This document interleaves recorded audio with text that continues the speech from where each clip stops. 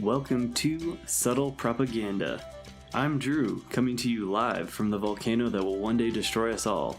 Joining me is Three Circles Mike, who has no idea what a Venn diagram is, Integrity Joe, who's late in light, and Rob.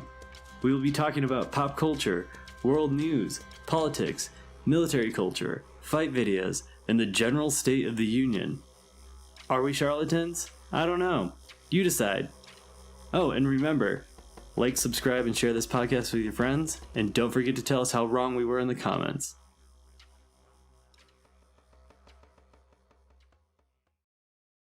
And we're live. What's going on, fellas? We're back. What is up? Yo, yo, yo. Happy Friday. What's up, everyone? Yeah. Finally. This has been a long week. Dude, tell me about it. It has been a long week. Winter is finally here. Yeah, seriously. Right? Ice Age cometh. It's still pretty warm by me, so I can't complain on that front, but it's getting darker every day, which is Yeah, It's I getting noticed that. darker earlier. It's getting lighter later. Yeah. And the real kick in the dick's coming tomorrow. It's gonna be -8. Oh, Jesus.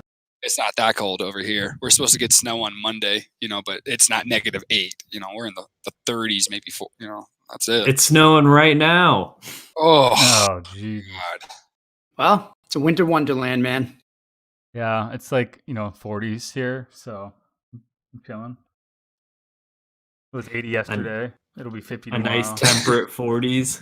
Yeah, that's what you were saying earlier, how it was, 80 one day, and then the next day it just goes to 40s? Yeah, and it'll go down to 50s for a couple days, and it'll go back up in the 60s and 70s for a couple days, and it'll just droop down pretty much until like December, and then it'll actually stay cold for the most part. Ugh. At least we have the mountain up here that I can go ski on. You're just miserable. No snow, nothing to do. Dude, after we went snowboarding last time when I was out visiting you guys, I went to like this little local Hidden Valley place that is like a snowboarding ranch thing. It's a hill that they call a fucking like a snowboarding like ski resort or type place. It's got like lifts and everything, and it's literally like 5 seconds and you're at the bottom of the hill. I'm like, and then the hills aren't even steep enough to get you to the lifts.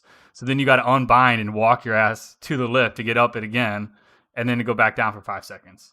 Dude, are you better from when? Because I mean, I remember when we went in California, and like I taught you and Dave. Dave wore all his SIF gear. What a loser! Oh my god! Yep, bro. I took your advice too, and I just went up to the top with you guys, and I just fell my way down. And after like 2 runs, I figured out how not to fall as much. Yeah, you just PLF the whole entire way down. You're fine. Yeah, dude. I remember dying laughing so hard because I'm like teaching Mike and Dave how to come down this mountain. And, you know, snowboarding is not like the hardest thing in the world, but it certainly is painful to kind of learn because you're just falling every second. And Dave is just eating shit on the way down this mountain. And the ski lift, we get to a part where the ski lift is kind of right above us. And these 2 little like mountain rats, you know what I mean? Like just little asshole fucking young kids. They're sitting in the chair in the lift going over us. And Dave like eats shit, falls flat on his back. And I'm standing, I kind of like I like do a heel side carve up right next to him. And I'm like, come on, dude, jump back up. You know, let's head back down. And all I see is just a big ass pile of snow hit him in his face. And the dudes above him on the chair, they had like kicked their boards. Like, yeah, nice job, you fool. Get the fuck off the mountain. And they kicked snow in his face from their boots and board, dude. Oh my! I had forgotten about that, dude. Oh my god! Only could happen to Dave. Like, I mean, a headshot too. Like a headshot from a chairlift. Unbelievable. But yeah. Oh, bro. Why have you never told me that story? Oh, that made my night. Yeah, I remember that now. Remember how I found my phone at the end of the day too? I had lost my phone on like the first run, and then I checked, I'd like lost and found, and like, oh, it's here, and it had still was working and everything. I don't know if you remember. Damn. That. Yeah, I lucky man. Yeah, I'd like halfway through the day, I realized my phone wasn't on me anymore, and then I didn't care because I was having fun. And then somebody mentioned like, let's check lost and found. I was like, oh yeah, so we went in there. I was like, oh, here it is. Someone had brought it back and it still works. Like it didn't get broken by the water or getting thrown out of my jacket when I fell on my ass. But see that good people do exist. Yeah. But I don't know. I think when I was with Joe last time, it took me maybe like 1 run to kind of get because I couldn't remember which side I'm on, if I'm goofy or regular. Because I'm like ambidextrous with a lot of stuff because I'm left-handed, so I learned how to do a lot of things right-handed. So it took me a while to remember which footing I used, and like after that, like I was hanging with like Joe and Carla and all them like pretty good. Like I almost broke my wrist like twice. We had some good powder that one though too. We had some really good snow that year and really good skiing that year. So you did pretty good. I mean, there was only that one spot. Bad little mountain. There's only that one spot that was an ice sheet. And I hit it, and I just like just hit that like bit of ice and just fucking ate shit. Bro, that's when you just write it down. You have no option, but you just got to go straight down until you get some good powder, and then that's when you can slow down. No, that didn't. Didn't know that, and definitely ate shit. Yeah, there's no way, man. I like wear a helmet and stuff now too, man. Like I couldn't take a fall, dude. I'll die. No, I ski. I'm going to snowboard this season. I grew up snowboarding, but I don't like go hard as I used to for sure. I mean, it's definitely hard on your knees, but it's just so much fun. Like it's nice living next to the ski mountain and going up the early mountain, you know, and early in the day and getting some good powder. Like that's when you want to go because everything, like you're saying, Mike, is when it turns to ice, that's when it fucking hurts. But you get that good powder, you're good to go. Yeah, I bought a helmet after that. Sorry, I was just gonna say, Joe, I bought a helmet after that trip. Actually, when I got back here, and ended up like buying an actual helmet because of. You bought a snowboarding helmet? Yeah. Damn, how much was it? I think it was like. Actually, I don't remember. It was like $60 or $70, maybe something like that. Oh, okay. I was just like, I don't think there's any mountains where you live. So no. Well, I got it because I was like, you know what, I'm just gonna because I also have the goggles too. So at least if I do go like out to Joe's again or something, I can bring those things and not have to rent them or fucking do anything like that, you know? The place where you really, the place where you really find like the good purchases and stuff like that are the like the used shops around the ski mountains, and there's a couple of them around here. Like it's just so easy to go in there, pick up a snowboard and like bindings for like $100, 150, and then have it for the rest of your life. And same with like helmets and stuff like that. So by the time you do like the rentals, it just makes sense to next time you do it, just get a snowboard over here. But yeah, it's fun. I mean, you'll have it, you know, and you can come over the mountain. Plus, we need to do a mountain ski trip anyway. So I don't know how to ski or snowboard, so you're gonna have to teach my ass. I can cross country ski. Yeah, there you go. So, it's completely different. yeah, you're on skis. You'll figure it out. Drew, you're athletic enough that you'll just end up doing what I did and fall like a couple times and then be like, oh, it's just like okay, I got it. You know.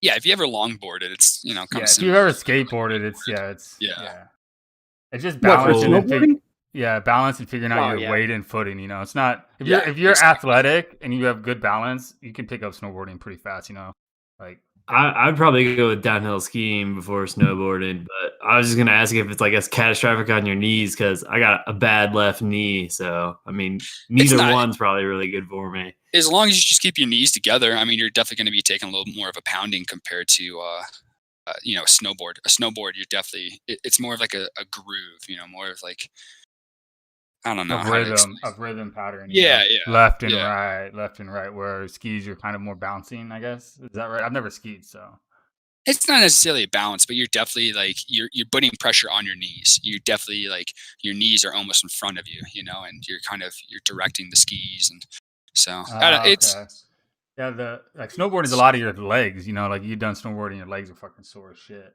like your muscles. You know, but you don't really feel it. You might feel it in your ankles depending on how much you eat shit, but I don't remember really feeling it in my knees, just my tailbone from falling. Well, I mean, that's a good thing about snowboarding, though, anyway, is that halfway through the day, you go up to the lodge and you get a Bloody Mary, you get a beer or something, drink off the paint, smoke a little joint or something like that, and then hit the slopes again for the afternoon. So right, the ski lifts are great, especially when you go to the top. It's perfect.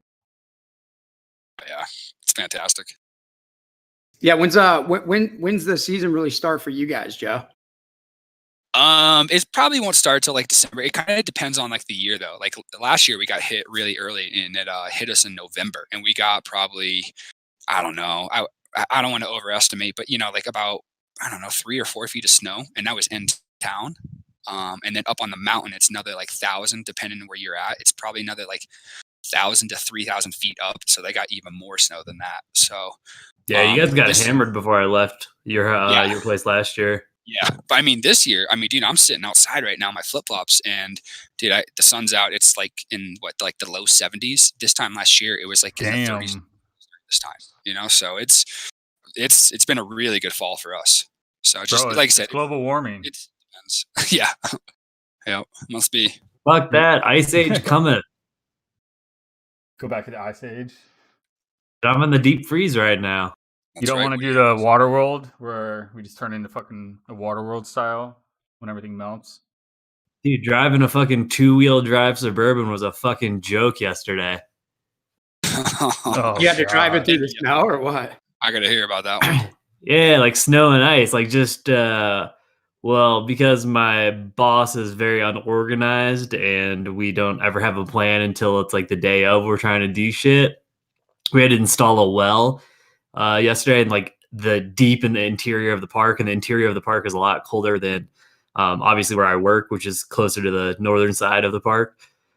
So the roads get really bad here because it gets so cold you can't throw down salt on the road because it's so cold that the salt doesn't work, and the only thing they can put down is sand.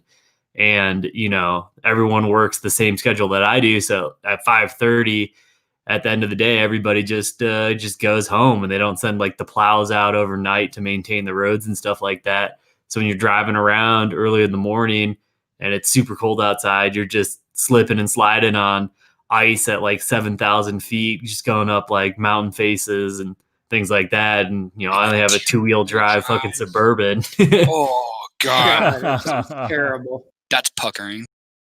I know. And then it was a fucking grueling 4-hour drive just to get to the interior of the park. And it's like, maybe I got up to like 22 as like the high yesterday, and having to dig a fucking well in the middle of 22 degrees, like right before the ground freezes, try to get this PVC well in, like dig down like 24 inches with like a coring rod. It fucking sucked. How long did that take you? That sounds horrible. Almost 8 hours, considering the amount of driving I had to do. Ugh. Damn, yeah. I mean, I don't know, dude. That's what you're out there to do, man. You're out there to do manual labor, right? I mean, shit. That's it. Didn't they have you digging up a well too? Yeah, they had me literally pulling out rebar and digging up wells for like an entire week. Oh, Woof, dude. Yeah, that just sounds. It sounds like you just joined the military. Right? Except I get paid way worse. Yeah, imagine that, right? Imagine that world. Education. Well, just like, yeah, it's fucking, yeah, it sucks. I'm told the rewards is the wildlife and the scenic views. I mean, that's what I had it pinned down. Like, yeah, I figured you get like kind of unadulterated access to the park. So that was kind of the W. Yeah, pretty much. Yeah, that's a good. Yeah, I W can for go sure. anywhere like I want, basically anytime. I can stay in backcountry cabins like when no one else can. So that's pretty cool. Have you seen any good shit? Fucking Touchdown come visit you again recently or no? He's still hanging out. Actually, him and there's another bull called, or he's a tagged bull, so his name is Bull 24. They get into it every now and then and chase off some tourists here and there. It's pretty good. Pretty cool. That's gotta be cool to see. Bull 24 has damaged 9 cars and punctured and broke the window of a tourist van. Nice. How big is Bull 24? Yeah. He's like he's not very old. He's kind of a young buck. He's not as big as Touchdown is. He's maybe like a 4 or 5-year-old buck. Gotcha. Maybe somewhere around like maybe 600 pounds, where Touchdown is probably closer to 8. Ooh. He's huge, man. He's ginormous. That's what happens when you don't have any predators. This might be a dumb question, but does the park like pay the insurance? Like, does the insurance pay for those cars, or is it like the park like is that just an insurance claim when your car gets fucking rammed into by wildlife? Yeah, I mean that's an insurance claim. I mean, you can file like an incident report with the rangers, so you can have at least some paperwork being like, hey, this was the incident. Okay. So when you do make your insurance claim, you have some paperwork to go behind it. But yeah, I mean, ultimately, as soon as you cross the threshold into the park, it's like you're entering on your own, like at your own risk, own liability, things like that. So the park's not responsible. Same thing with like personal injury stuff too, as well, and all that. Yeah, right. It's like suing the government, right? Like, good luck. Yeah, right. That's what I was thinking of. Like, good luck. Well, I mean, it depends on what happens in the park, because the park is terrible about a lot of things. So if something bad happens to you, you can sue them for certain things. For example, I think the park's paid out hundreds of millions of dollars because they have neglected hazardous trees for many years. And so they used to have trees just fall down on top of people's tents, or literally as people are driving down the main roads, they'll just fall on their vehicles and kill them. And they have to pay out like huge $1 million settlements. Dude, if I was driving down the road or just enjoying a weekend in Yellowstone and a tree fell on me, it was just my time, dude. I'm not. It's your time to go. Dude, that happened to one of my buddies that used to work with me when I was contracting. But he was in one of the national parks, and the tree fell on a car, and but the guy was done. Like it was a family, but the dad, the tree landed on him, and then the tree landed on the mom. But a tourniquet on the mom, and there was 2 kids on the back in the back that he rescued as well. But oh my god, Jesus Christ! Yeah, I think I know what you're talking about. He was at first, right? Yeah, exactly. Yeah. Yep. Mm-hmm. Yeah. Like I said, I'm pretty sure the guy died. I think that the mother survived, but I'd had to look into it a little bit more. But yeah, you got like an story, bro. That's where, like, if you get a tree that falls on you in the middle of a park, it's not your time to go, because there's somebody behind you that can save your life, except for obviously the dad. But that's still crazy that he was there, like, when that happened, because it's such a fluke, like, dude that knows the right thing in the right place at the right time. Jeez, it's like the same thing with coconuts falling on her head. How many coconuts? So no other big wildlife though? Nothing. Well, there was a recently there was a pretty crazy wolf and bear interaction that happened in the park a couple days ago. Oh shit! My two favorite animals. Oh yeah, the two most charismatic megafauna in the park, grizzly bear and wolves. So the Wapiti Lake Wolf Pack, which is it's a pretty big wolf pack. It's about 25 wolves in the pack right now, so that's pretty big. They're in the Hayden Valley, which, if you remember our Mountain Man discussion, we were talking about old Ferdinand Hayden. This is the area that the bison like to hang out in, or one of the two areas that they like to hang out with.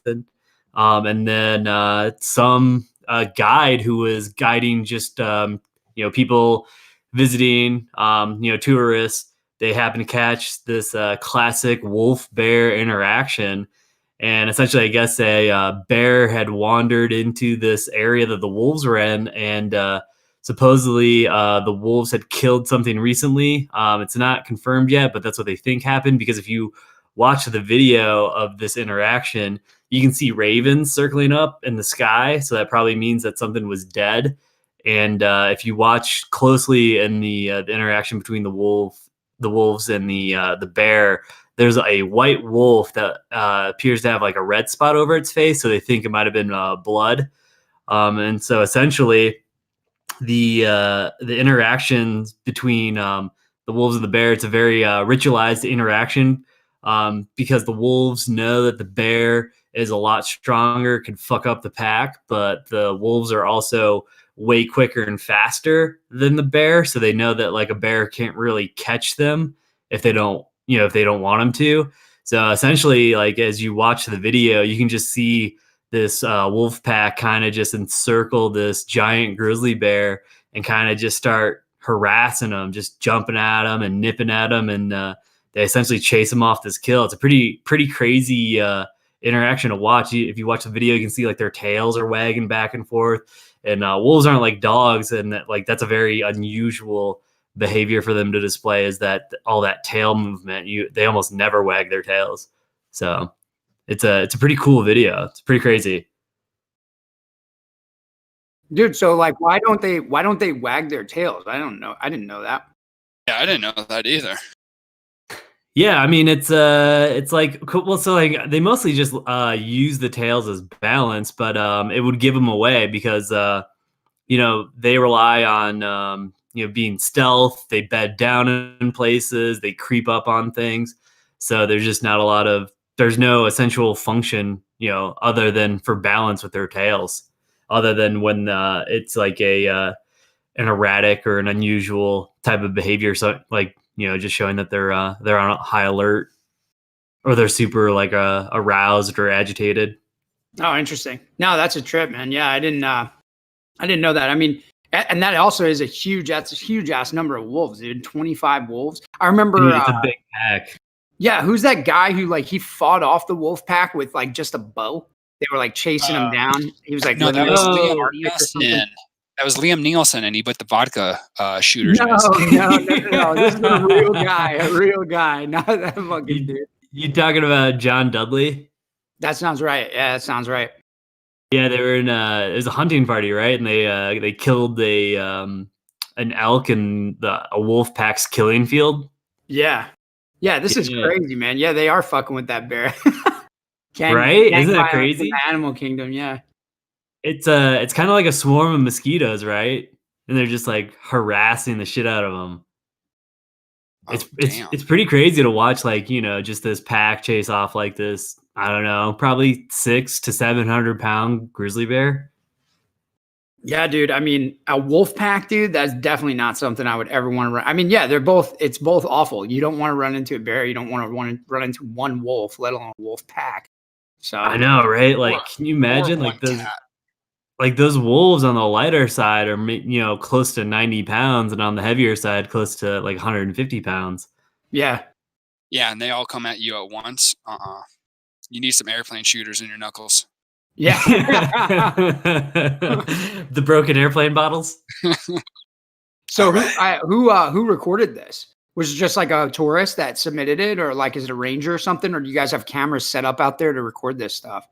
No, this is an actual like guide. So one of the most popular things to do in Yellowstone is you just hire or you find like a like a tour guide company. Like they basically just do tours throughout the park, or like a wildlife guide company, and their job is to take people from these super nice fancy lodges like just outside of the park, and like they feed them and all that kind of stuff and drive them around, and they just drive them to all these hot spots that they know, where they can possibly see wolves or bears, because like those are the two most requested things from tourists like when they come into the park.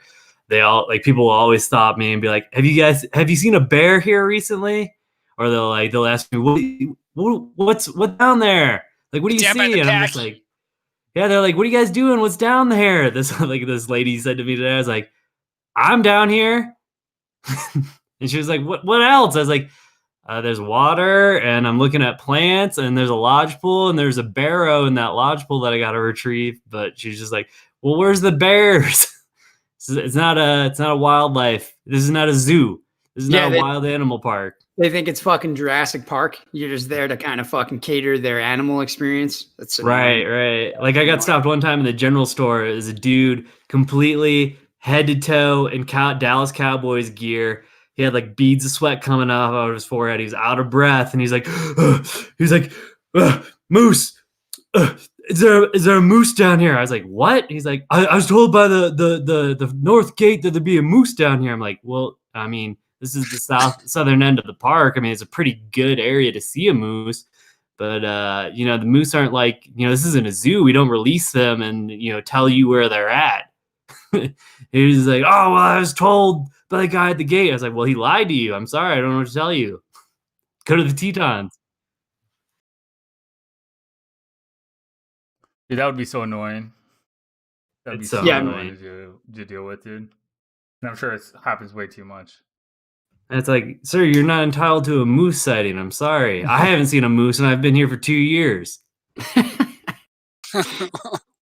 Yeah, dude, I don't know. I don't really know why people would go with. I guess I get why you would go to do that, but like, I don't know. I would just go and enjoy being outside. You're not getting. I mean, you're obviously part of it. The animals are hiding. You know what I mean? They're not necessarily used to interacting with people. So dumb.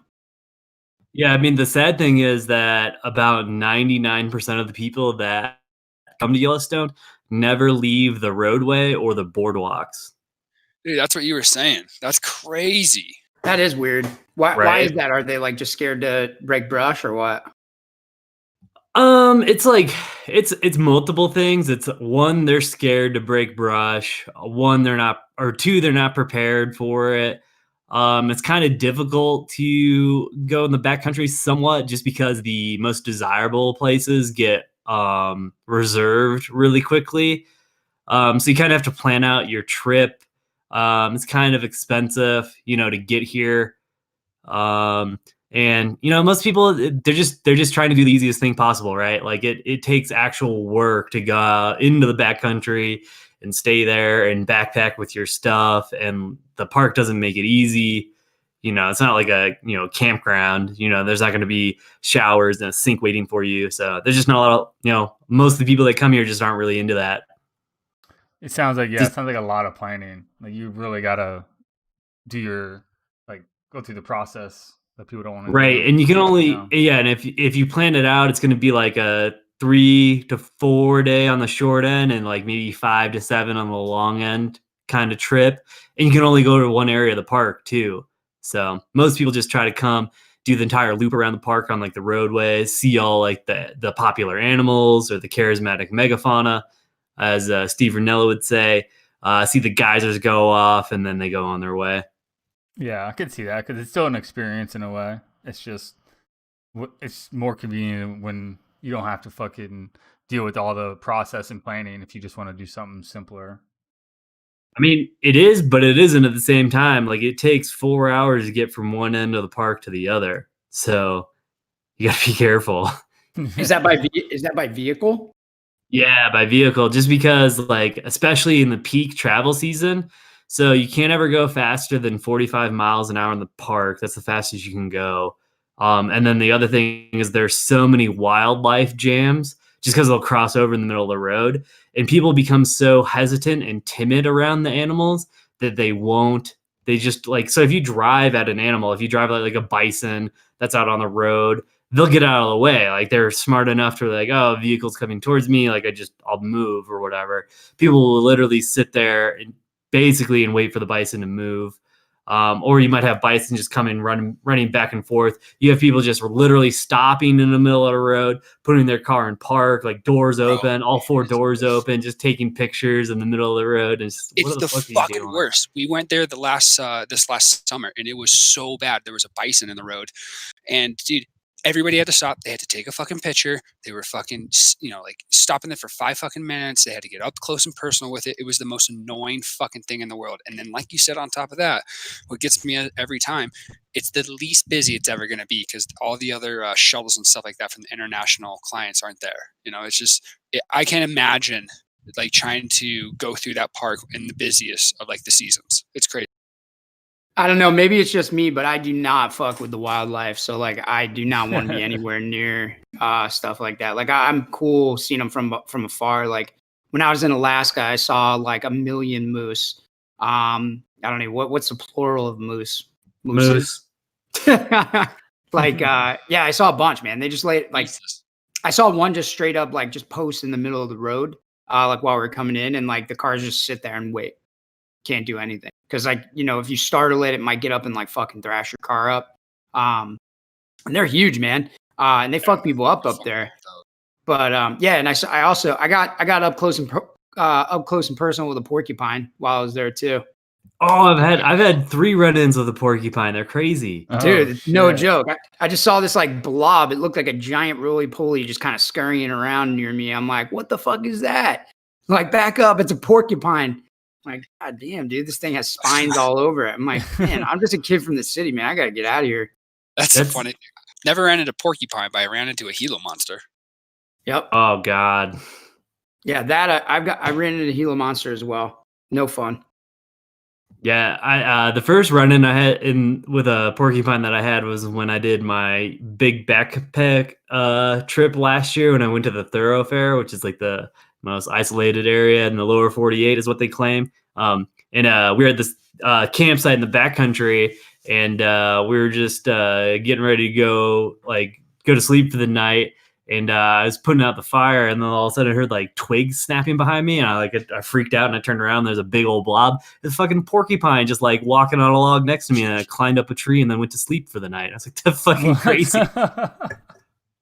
Jesus, dude. That's I don't want to fuck with. I don't need to fuck with the porcupine, dude. I'm glad they're not in northern Arizona. I don't need my dogs fucking with them either. Yeah, exactly. Getting spined in the face and stuff. Yikes. Mm-hmm. Dude, could you imagine if I got spined with that thing? I'm like 58 miles away from civilization. Hey, I had to hike all this shit out. Dude. I'll take a porcupine over a snake, though. I will say that. Oh, porcupine over a snake? Whatever, dude. You're such a wimp. Snakes aren't even that bad, dude. They don't deserve to die. I mean, if they're poisonous, I'll definitely want to get out of there. But I mean, they're not too bad. Snakes are snakes. We this isn't like this last week, but do you guys remember that video I showed you of that grizzly bear taking down the elk? Yeah, that was crazy. Yeah. Drowning it? Yeah, that was drowning the elk. Yeah, super fucking metal. Nature is metal. Yeah. So the saga with that elk carcass, there's more to it. So shortly after that that grizzly bear drowned that elk, he basically sat on the carcass for like a full week until he kind of got tired of it and then left. Well, once that big old grizzly bear left, another grizzly bear kind of came in and took the carcass for himself and dragged it up off the riverbank where this large grizzly had it, and he started to bury it. And when he started to bury it, another grizzly came out of the woods and basically challenged this grizzly for the carcass. And if you're watching this video, you can basically see this gnarly interaction between these huge grizzly bears basically in the middle of the river over this dead carcass, and it's pretty crazy to see. Like, it's what you would I guess imagine an interaction between two dominant or male grizzly bears. So Dude, that's wild, bro. That's cool. That's cool to see, I couldn't imagine hunting one of these things, dude. Yeah, terrifying, right? Like guys bow hunt them. Guys bow hunt them. I'm like, how do you do that? Did you see the video where the guy spears one? I'll try to. No. Yes, I've seen that. That's crazy. I'll look it up right now. I'll try to post it here. But holy shit, man! Yeah, I can't imagine doing any of it. Yeah, I mean, I've read bear attack stories where like a dude has like what are they, like a 457, not a 357, but like a 4. It's like, what was remember Tony's old gun, Joe? Was it like a 4570? No, 45 Magnum or 44 Magnum. Excuse me. Was it a 40? I think it was bigger than that, dude. Was it a 4570? Dude, it literally would put a hole in you the size of it was a pistol. Yeah, it would literally put a hole in you Magnum. Like the size of a tennis ball, like through and through. It's huge. Yep. Anyway, I've read of guys that are like out on a hunt or like out on a walk, and they shoot a bear with that 5 or 6 times, and the thing just eats it like no problem. So like I just don't know how you kill him with a bow and arrow. Big old broadhead, man. Yeah, right, I guess so. The heart and lungs. Super accurate, I guess. Yeah, that's the only way to do it. I think. So close. I think Mike's having some trouble playing videos, man. So Mike, just I'm not sure who's gonna lose out on not seeing the video, but sorry guys, but yeah, I think you're. I told you to do it through Streamlabs, but nobody wants to listen to me. No, yeah, I think that like that kind of stuff is just nuts, man. I don't know how anyone gets close to anything like that. Yeah, I was talking to the bear expert here in the park. His name is Kerry, and he basically came into the vegetation department. He was asking all of us if we could identify this sagebrush that he had a picture of, like a giant grizzly bear just eating. It looked like to be like the seeds of a sagebrush, and he was asking all of us that worked in vegetation. He's like, "Hey, can any of you guys identify this? I know it's not the greatest picture in the world; it doesn't have the most detail, but I was kind of curious to see what kind of species of sage this was." And we got to talking about like how he got the picture and things like that. He's like, "Oh, I found this book. There's a guy that basically used to take."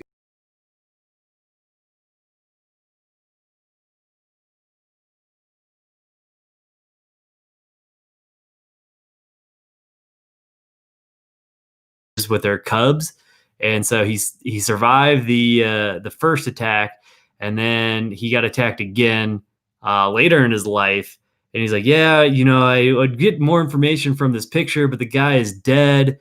He got attacked by a grizzly bear for the second time, and like he kind of lingered for a little bit, and then he died." He's like, and Kerry's been doing this for like 30 plus years. He's like, I've never met anybody that's been attacked by a grizzly bear twice and survived. And I was like, damn. Yeah, I mean, I saw the dude who got attacked like really recently. He fought the bear off, but he it literally like almost scalped him. Scalped him, yeah. Yeah. They're no joke, man. Jason or something like that. The guy was from like Montana or whatever. Yeah, something he's like a Montanan. That. Yeah. Montanan. That's right. The last of the cowboys. But yeah, I mean, I've seen black bear out here. I mean, they're pretty small compared to those things. You know what I mean? Yeah. That thing's like the size of a station wagon, dude. I wouldn't want to be anywhere near that thing, man. And they run like 50 miles an hour, climb trees. Yeah, climb trees and swim. Nuts. They climb trees so fast. They'll go 30 foot of tree in like an instant, dude. It's an alligator on land. Yeah, straight up. Feels no pain. Yeah, that's nuts, man. But yeah, pretty cool stuff, man. I really like the wolf one, dude. The wolves fascinate me. Isn't it crazy like how they just synchronize their like harassment of the bear? It's crazy.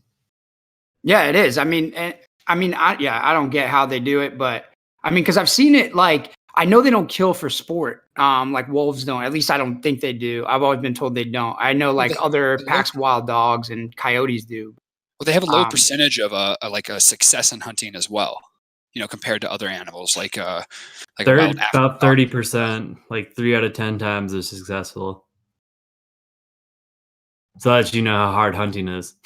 Yeah. And then as with like a cougar or something like that, they're like more like a little bit above that. I want to say like 40%. Sorry to get off track, but I have no idea. I just know that I was just talking to Doug Smith. He's the wolf biologist. He's the guy that actually got wolves into Yellowstone, and he was telling me about it. He's like they're it's about 3 out of 10 times, right around 30% they're successful for a hunt. Damn. Yeah, that's tough. I'm glad that's not the same for me. Every time I go to hunt, it's a 10 out of 10. I just walk right down the store, grab whatever I need. Boom. Cougars are 82% success rate. Wow, that's so high. That's crazy. Yeah, it's pretty crazy. Yeah, I don't know anything about that. That probably has to do with also like just how they hunt too. Like maybe they hunt way less than like a wolf pack. Maybe a wolf pack's just constantly hunting because it's got to feed 25 fucking wolves. Versus, one cougar. I don't think cougars go in packs, thank goodness. Yeah. Well, and cougars kind of like prey up into trees and stuff like that. It's funny. I was just reading about this on some Instagram post, and it's like Nature is Metal or something like that. But 82, I think wild dogs in Africa have an 82% success rate, and it was kind of the reason is because they hunt in packs, they do well, but they nip like at the back heels of the prey, and they let them bleed out as they're running, and then eventually they come up with them and eat them then. That's what wolves do too. I mean, that's where the phrase hamstringing comes from. Like when you hamstring an opponent or you hamstring someone, that's what that is. So just wear them down so they can not have to fucking fight them full strength. Just nitpick. Yeah, I mean, it's like the most classic examples. Like that's how they take down moose. Yeah, I saw a video of a bunch of lions taking down a giraffe. And there was like one climbed on top, biting its neck, another one biting the front of it. The giraffe just walking, dragging like 3 of these lions across, stopping every couple steps. The worst day of his life of all time. Yeah, he's just like carrying these lions that are like bitten onto this giraffe and like clawed into him and just holding on to it. And the lion just walking like da da da, like okay. And then he stops for a little bit and then he keeps walking. Fucking crazy. I think there was 4 of them that were attacking this one giraffe.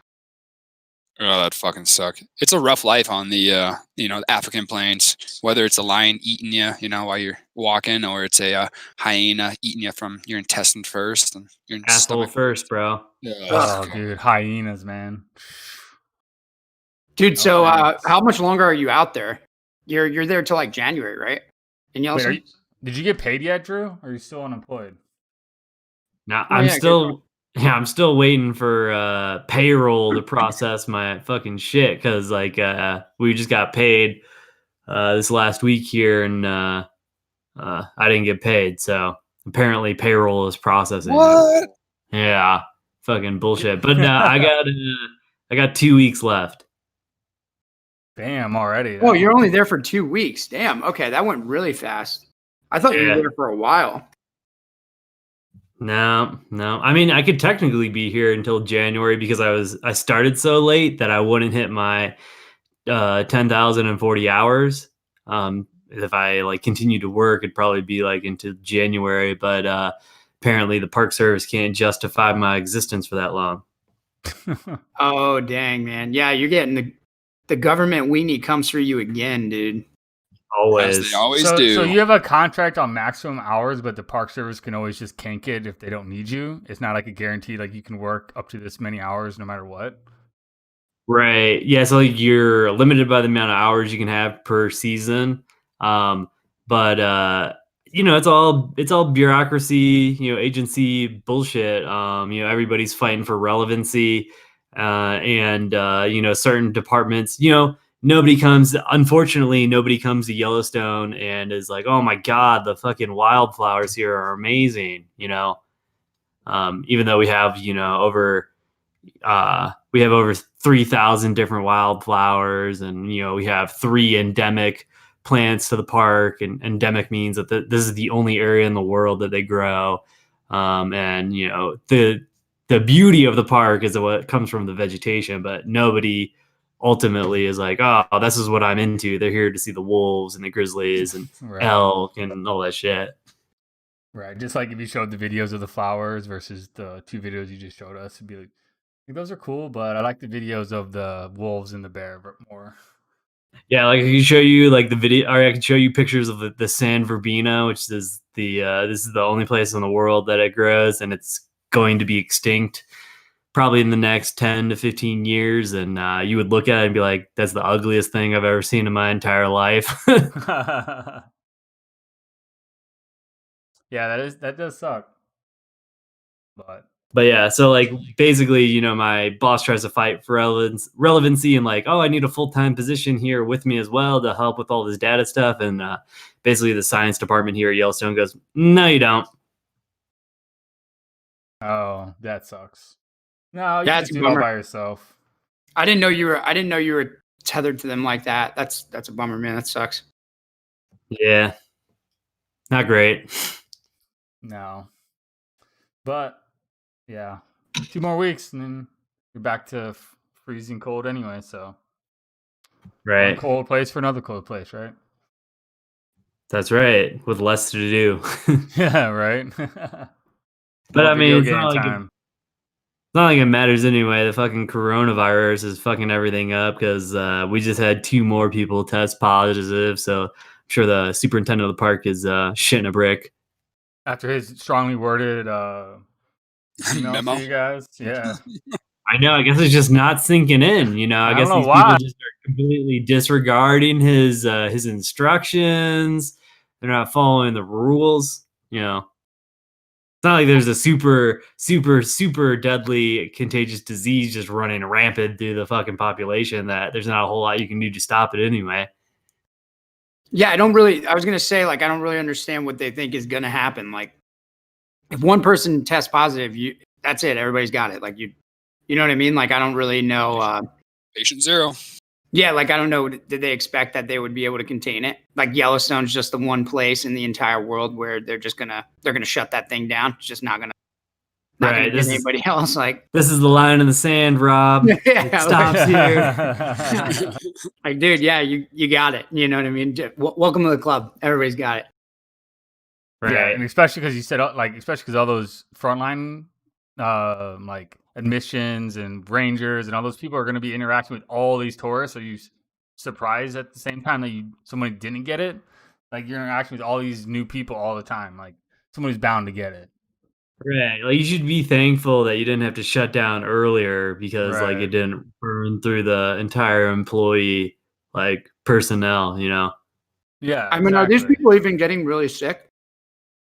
Not that I know of. Like, I don't know anybody that's had like major complications, you know?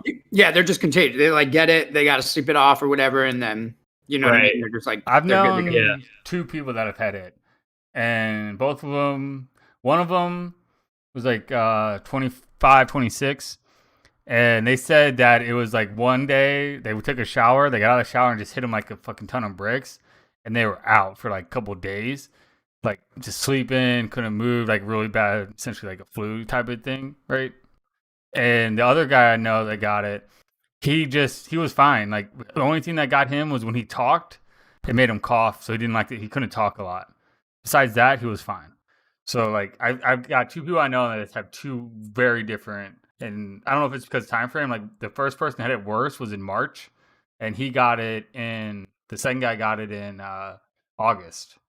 And he was like, yeah, it was whatever, you know. He just couldn't really talk too much without coughing. That was it. Yeah, I've known plenty of people to get it too, and it's been all over the map. You never know what they're gonna like, as far as symptomatology goes. Like, who knows? Right. Exactly. You know anyone who got it like really bad? I know somebody who got COVID toes, which that could be really bad because that's blood clots, right? You don't want to throw a clot. But they were fine. They healed up fine. But yeah, I know somebody who had COVID toes. I know people who like via other people. Like I didn't know them. They weren't like friends of mine, but you know, like my buddy's girlfriend is a family practice doctor at a hospital here on the Upper East Side. And I mean, she had like a ton of patients die. Like they transferred her unit into a COVID unit, and back at the peak, she had like 1 million people die. But yeah, like nobody that I know was like hospitalized or vented or any of that kind of crazy shit. But like I've known people who had like symptoms pretty good, like what Mike's describing, like bad coughs, difficulty breathing, stuff like that. How many people died? Here in the city, we had a ton. I don't know how many people died like under her care, but like, I mean, dude, we had field hospitals here. We had a ton of people dying. You were like 1,000 a day for a long time, right? Yeah, I think we have the highest like fatality in the world, or we did at one point for a pretty long time. Unless you're some of our friends and believe that the numbers are lies. Right. No worse than the flu. That's right.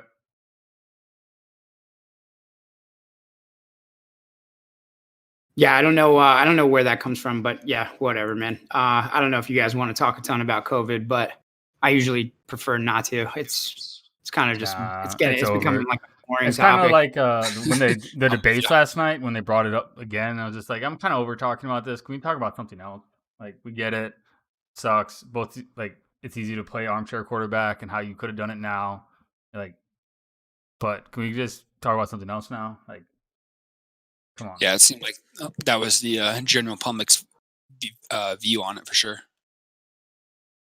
Well, yeah, I mean, I mean, I don't know. Yeah, I mean, I don't know. They're gonna beat up old Donnie T over his COVID response. I personally think his COVID response was bad. So like the federal response in general to disasters like this is always bad. You know what I mean? Right. Yeah, exactly. You can look at pretty much anything that happens. You look at hurricanes in Puerto Rico. You look at hurricanes in New Orleans. Like see, and I agree with you on that one, man. I feel like no matter who was in office, if it was Hillary, if it was fucking Bernie, this, that, whoever it was, the federal response is always fucking piss poor. But like no one ever kind of brings that up. If there's anything, like we should respond better to it. But is it Trump's fault necessarily? I mean, could it have been anybody else's fault?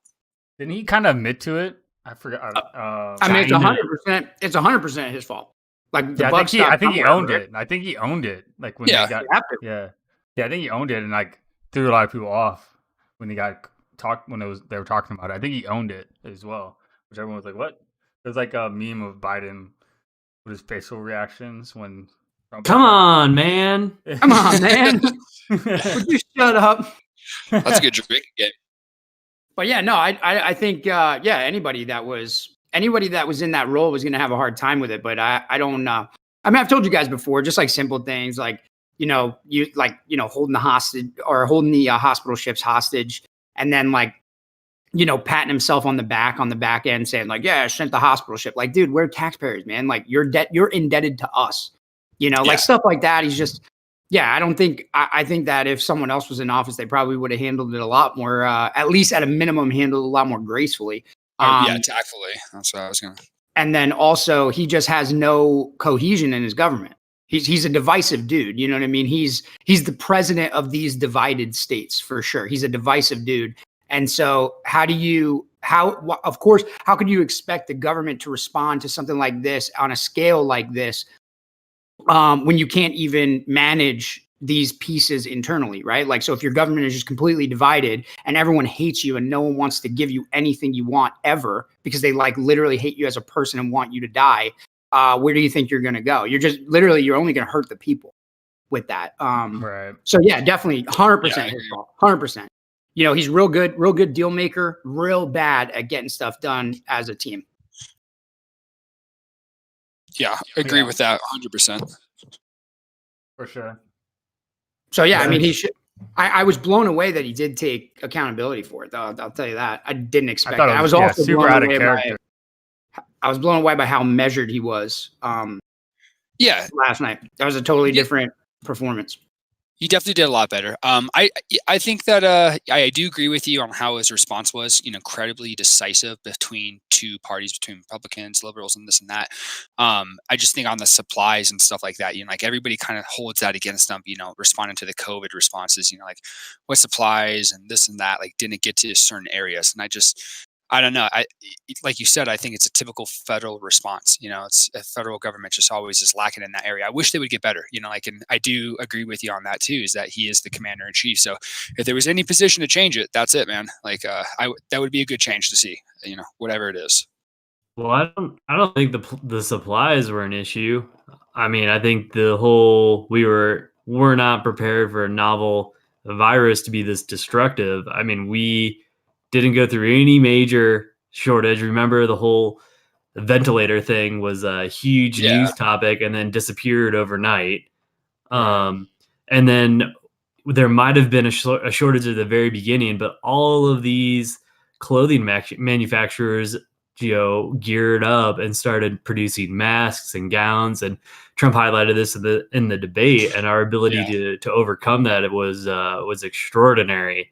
And I don't know of any shortages of supplies, and that's why Anthony Fauci lying about the effectiveness of masks is so damning to him as a person and as a physician. Yeah, especially when you bring up that point of like if they would have just talked about it from the beginning, that shift in industry and production would have shifted earlier, and the needs would have been met just as fine, just with like sanitizers and soaps and all this other stuff to clean surfaces. Everybody started producing it. It's everywhere now. I would say that like the one credit that I give him about the response is that he didn't expand his executive authority, which is something that I like appreciated a great deal. He still left all of the states in the union, to their own devices. And he provided federal aid where he needed to, but didn't expand executive powers where, this is arguably probably one of the bigger government expansions we're going to see in our lifetime, you know what I mean? Outside of, the war on terror. So, within 20 years, we've had two huge government power grabs, and he didn't take part in it. So that I'll definitely give him credit on. And I think that is what, going back to the supply thing and how that relates to supplies, is that because he didn't mandate, like the federal government didn't take over or seize the means of production, we left it to, private enterprise to solve the problem. And that's why I assume that problem got solved as efficiently as it did, the supply problem. Right. Wait, you mean Trump didn't take all the executive power and then destroy all the other Democratic parties, and then there was only one Democratic party that was a fascist party and just overtook the country and dominated it, and then started conquering other extenuating nearby countries? I thought Trump was a fascist. We live in a fascist nation. Of course. Yeah, I see that a lot, man. I see tons of people that are always talking about, they're always talking about fascist this, fascist that. I don't think people understand they don't know what they're talking about. No, it's the cool thing to do. It's talk shit all you want, because it's the cool thing to be on that side. They're just saying stuff. Yeah, no, definitely. But yeah, I mean, I don't know. There was good news that broke today. Another state in the world is normalizing relationships with Israel. So that's a big deal. That's cool. That's Sudan, awesome. right? Yeah, it was Sudan. And cool. Yeah, that's always been my biggest support, is like where I think probably Trump is the strongest in his arguments are his our foreign policy. And so yeah, basically, it's just kind of a big win. I think another big one, because that's the third state. You had Saudi Arabia, UAE, and now Sudan have normalized with Israel. So I mean, that's the biggest commitment to peace that we've seen there in a long time. More effective than Obama. What'd you say? Said more effective as far as foreign policy goes and negotiating things like that in the Middle East than Obama ever was. Yeah, I mean, I don't know if you guys want to get into it. I could. I don't know. I've like researched this a ton and tried to make myself super versed in it, at least on what the different paradigms were between administrations from like George Bush to now. And yeah, I think that there's a lot of people that saw things through like the Hillary Clinton, Obama paradigm, and there's a lot of people who see it through this kind of more Trumpian paradigm that seems to kind of be getting more done. But at the end of the day, all of it is focused around Iran, right? And a lot of this, like I said, I don't know how deep you guys want to go on this or how much you guys would be interested to talk about it, but that's really where all this stuff stems, is that, there's a focus around how to stabilize the Middle East from a policy perspective. And I think Obama he was less successful. People, I guess where I'm trying to go with this, sorry, I'm being a little long-winded. I'm just kind of thinking about it as I'm talking, but I guess where Obama, where I don't like the part of the conversation is where people say like Obama was like, he was a traitor and, he hated America and that's why he had the foreign policy that he had. I just think that that's inaccurate. But yeah, so that's kind of like, I think that they both equally have this foreign policy vision. It's just one, I think, works better than the other. Yeah, I just think the Obama campaign was much less effective. So I don't think he was like an American traitor, for the way that he went about trying to negotiate or broker pieces with certain countries in the Middle East. But yeah, exactly. I agree with both you. I think he went about it a different way. He's a patriot. I guess you could say if you look at it that way. But whoa, let's not go that far. I know. I was like, yeah, we'll see. But no, I agree with you guys. I think Trump has definitely a better foreign policy. I think last night they brought up North Korea as well, and not to change subjects, because Rob, if you want to get into that, I'd fucking love to hear about it. I think it's something that it's kind of overlooked a lot too. But he brought up North Korea last night, and the relationship with North Korea right now is good. Like we're not at he's a bit of a different guy. He's a bit different guy. Yeah, I don't know I couldn't speak to a lot of specifics about North Korea because it's just something that like I don't know that much about that about the policy perspectives that I don't see anything borne out in his administration besides like giving up a lot to North Korea and not really getting a whole lot in return. So I actually view North Korea as a policy failure from that perspective for the Trump campaign. But I say that like super loosely. That's just like my opinion. I don't have anything empirical or like anything really to back that up besides, those peace talks that pretty much went nowhere. And we gave a lot of ground by having an actual citizen or a sitting president acknowledge this dude as a fucking leader of a country for the first time ever. And we got nothing for that. We just got the dude to come to the table and do nothing. So it's kind of a waste of fucking time. We've legitimized the dictator with the highest seat of power in the free world for pretty much nothing. So I didn't like the North Korea thing, but that's just me. Yeah, I guess mine just comes from a view of that we're talking with Korea. We're talking with them as opposed to the last policy kind of. There was no communication, and it was just kind of more and more of a threat. Where as right now it seems like that communication is being had. So I'm not enlightened on it as much as you are, but it just seems like it's going a little bit better than the previous administration. Yeah, I'm not that I don't know. I'm not sure. I don't know what Obama did for that. The only place where I've done comparisons are like China, with Tibet and Taiwan being kind of the core issue around the one China policy, between the Obama Biden days and what we're doing now. I think that's really effective foreign policy. And then in the Middle East, I've read a lot about the comparisons there, just because I find it interesting and I think it's important. Do we know if Kim Jong-un is alive? Or do we think he's still brain dead? What's the latest? I think there's pictures of him. I haven't heard about. I think everybody thinks he's alive. Yeah, he went. Okay. He went missing for a few days, and then he like turned up at some canning factory and did like a photo op. No, it's just his double, bro. That's what people were saying. Yeah, who knows? But yeah, I mean, I don't know. I don't know. Like I said, I don't know a ton. I mean, North Korea is just a shell, like a hermit state. Like you're not gonna, even if you got them to the table, like they're not gonna give up. You know what I mean? They're basically, it's like they're similar to an Iran. They feel like the whole world's guns are against them, which is kind of true. And they're willing to sink the whole ship. So like, I don't think they're any less dangerous, I guess, from the last administration to this one. Right. It's nothing's been gained or lost really, except for, like you said, the legitimacy part. But besides that, they're in the same position they were before. I think the legitimacy thing was a big deal. There's a lot of people who have called me on that, and they're just like, "Dude, that's not a big deal at all." But to me, it is. Yeah, I don't know. What are you pulling up, Joe? I was gonna say, are we doing video anyway? Can they see it? Yeah, you get. Yeah, everybody can see it right now. Yeah. Okay, What do you good. got? It's he's obviously alive because his wife has been missing, MIA for 9 months, but he's alive. This is 4 hours. Yeah, he probably So killed her. it's good source. So He was probably Damn. he probably got sick of her. yeah, he's probably got 9 wives anyway. But Either fed her to dogs or blew up with an anti-aircraft gun. You know, one of those things. But yeah, I don't know. I think he poorly articulates his positions on these policy things. So I wish he would do a little bit better because I mean, like I said, it's a big deal.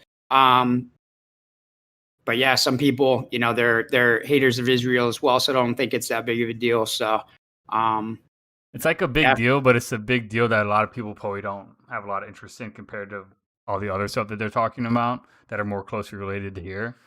And we're thinking more broad picture. People don't they don't give a fuck about anything that's not inside the border, right? They don't care. They're safe here. They don't have to worry about anything. They're cool. It's whatever. They're not grasping or thinking about like the international, the big picture. They want to focus more on that stuff, Because even if you do see it, it's not gonna resonate the same way as something that's more local would. Yeah, no, I mean, people are right to be concerned about domestic policy. I guess, I don't know. I mean, I didn't enjoy the debate that much because, I just think that we're focused on, I said this last night to you guys, I just think we're focused on all the wrong issues. A lot of these issues are, they're definitely challenges that we need to face. But I just think they're in the short term. And like us as Americans are kind of at a disadvantage to places like China because China has installed like a leader forever. They're going to just have the same guy until he's dead, right? That dude's not going anywhere, Xi Jinping. So, he's there for good. Whereas us, we can only, right now, we're so short-sighted, we can only think in 4-year intervals. And that puts China at a much greater advantage than us from just a tactical or strategic, I shouldn't say tactical, but a strategic standpoint of being able to kind of plan their domination, both economically and militarily across the world. So, I just think, yeah, like talking about COVID endlessly or talking about race relations endlessly and talking about the fucking Proud Boys, it's just a waste of time. Yeah, for sure.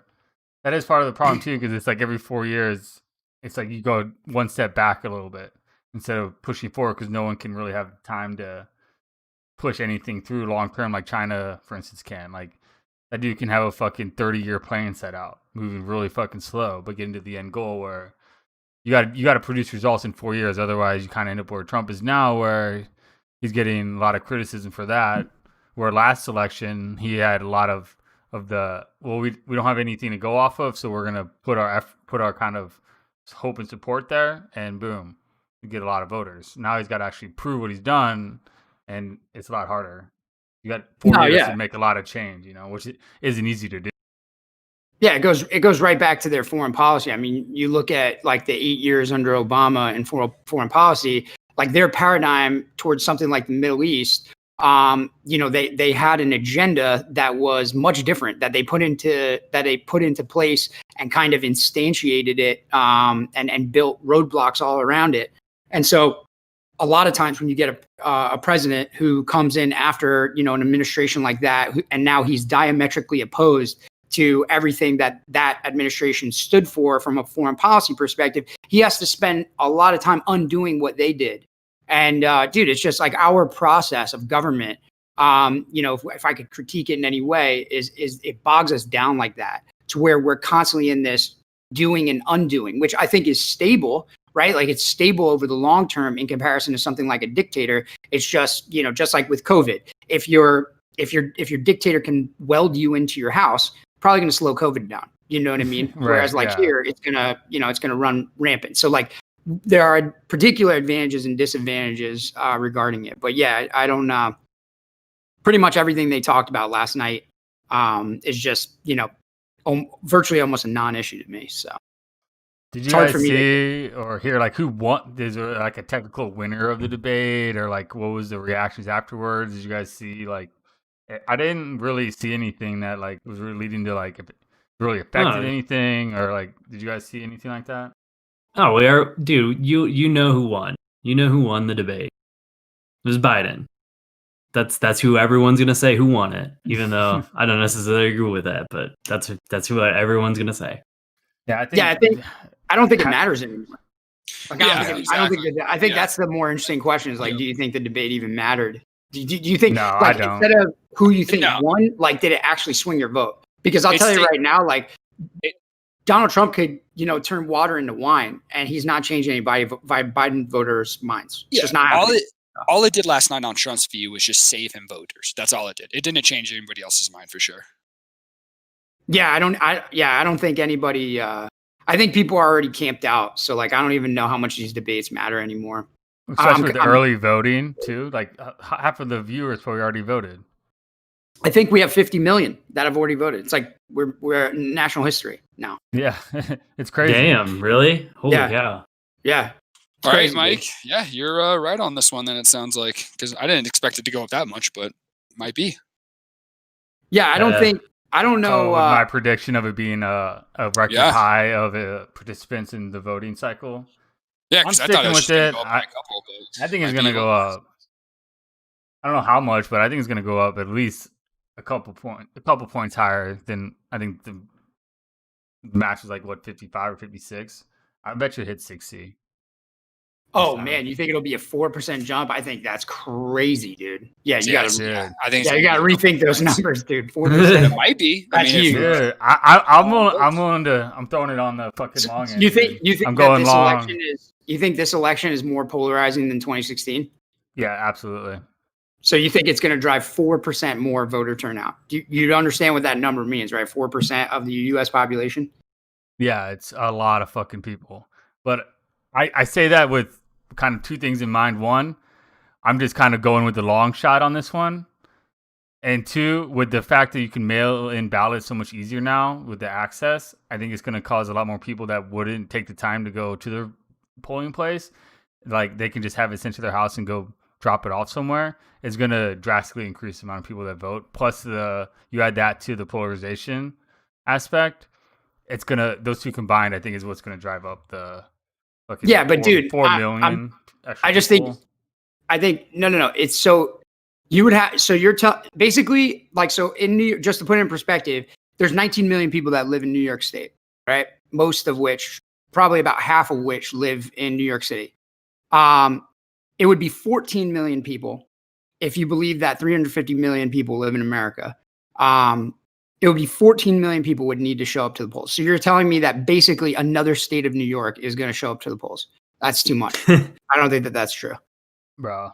Yeah, well, I'm going on the long end, like I said. So that's major long. I'm going on the long end, bro. I'm taking that those high odds, bro. Taking those high odds. See. Come on, man. Too high. Good luck. What's Vegas? What's the Vegas odds? Anybody know the Vegas odds on it? I haven't even looked, to be honest with you. Is it a pick 'em? That would be interesting. Yeah, that would be interesting to see what the Vegas odds are, because those motherfuckers got that shit on. When it comes to money, dude, that's just gonna be accurate. I think they got it wrong last time. They did get it wrong last time. Yeah, damn. Yeah. I mean, you can't always get it right. Right. Right. Yeah. These things are, dude, and I mean the silent majority is huge. You know what I mean? So, right. But yeah, I don't know exactly what. Like I said, I mean, I don't know how you could call it one way or the other, man. Like, there's just so much. I'm pretty sure. I mean, if I was going to call anything, I would call that we're going to have like an Al Gore repeat, and like Trump's going to lose and contest the election. Yeah, for sure. Like through normal legal channels, just like Gore did in 2000. I think neither side are going to do it. I think both sides will do it. As of 9:30 this morning, Biden is a minus 180 favorite. What? As of 9:30 this morning, Biden is a minus 180 favorite.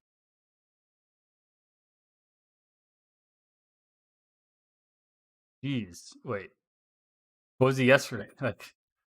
No, that's like a normal number. Don't get thrown off. I think I'm confused. What do you mean? It's I don't think I know what that number means. Then really close. Yeah, it's not that big of a deal. Yeah. It just puts him at a favorite. It's like sports odds. He's a slight favorite. Oh, okay, gotcha. Yeah, I was wondering why you were like, so whoa. I'm like, yeah, I know. I was what? like, what? I thought So- you said minus. I was like, is that bad? Like, that sounds bad. So that means, all right. So here you go, Mike. So since he's a minus 180 favorite, Joe Biden, that means you have, in order to win $100 on Joe Biden, you have to bet $180 if he wins. Oh, okay. Whereas if Donald Trump wins, he's a plus 160. So if you bet $100 on Trump to win and he wins, you get your 100 plus 160. Oh, okay, gotcha. And now you know how the betting goes. Now I know how to bet. You're welcome. Thank you for that. So now that we know it, let's go to Vegas. Yeah, you're gonna bet the farm on Trump. Yeah, I'll put the fifth wheel down on him. Yeah. So who do you think? Like, I know we talked about this last night, but like, I think Biden's gonna win this one. What do you guys think?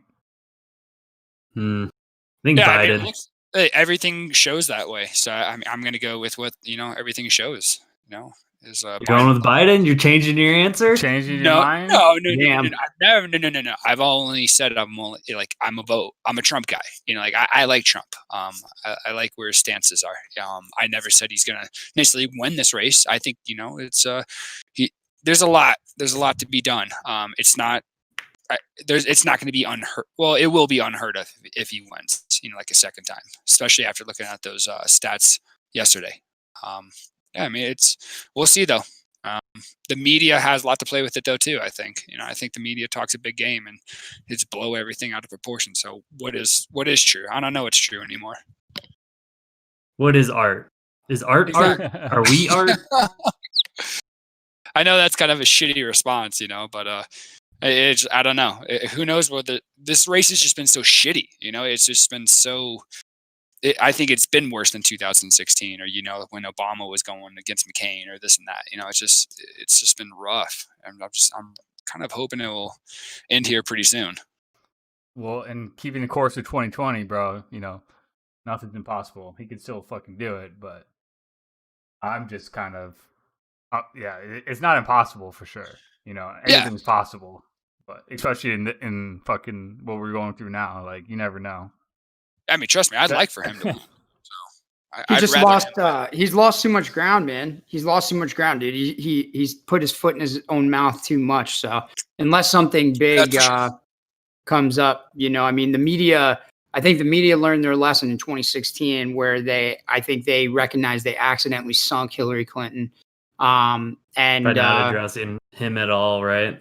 Yeah, exactly. And then also just I think 2 weeks out from the election, they were reporting on exactly something like this Hunter Biden situation. I just cannot for the life of me remember what it was. But so now the media is stuffing that. Regardless of whether you think that it's a story that deserves attention or whatever. I definitely don't think it's a golden ticket by any means. I mean, the fact that like that just came up in chat that that the Hunter Biden laptop is a golden ticket. I don't think that that's true at all. I think if anything, it might swing. Like I said, everybody's already camped, right? Like everybody's already camped out. There's very few people who are like scratching their chin right now, like wondering who they're going to vote for. You know what I mean? So yeah, I mean, but I do think from a media standpoint, they're going to stuff all of these stories that pop up closer to election. Because they sunk Hillary the same way. I think 2 weeks out prior to the election, they really spun her. Yeah, I didn't know that. It's interesting because especially when you see a lot of the Biden stuff, and like you said, everybody's camped out. No one cares really. Like all that shit's gonna take so long to decipher and probably never actually flourish to anything that I don't think anybody really cares. It's kind of like an interesting meme or headline that people that are already on one side or the other have a view on no matter what. Was the 2 weeks out in the 2016 election, was that when Comey said that they wouldn't be, or would they be opening an investigation on Hillary Clinton's emails? Or was that when he said that they weren't going to press charges? I thought it was when she passed out too. I was thinking about that. No, that was long before. That was not 2 weeks before the election. That was like months or like 2 months before the election.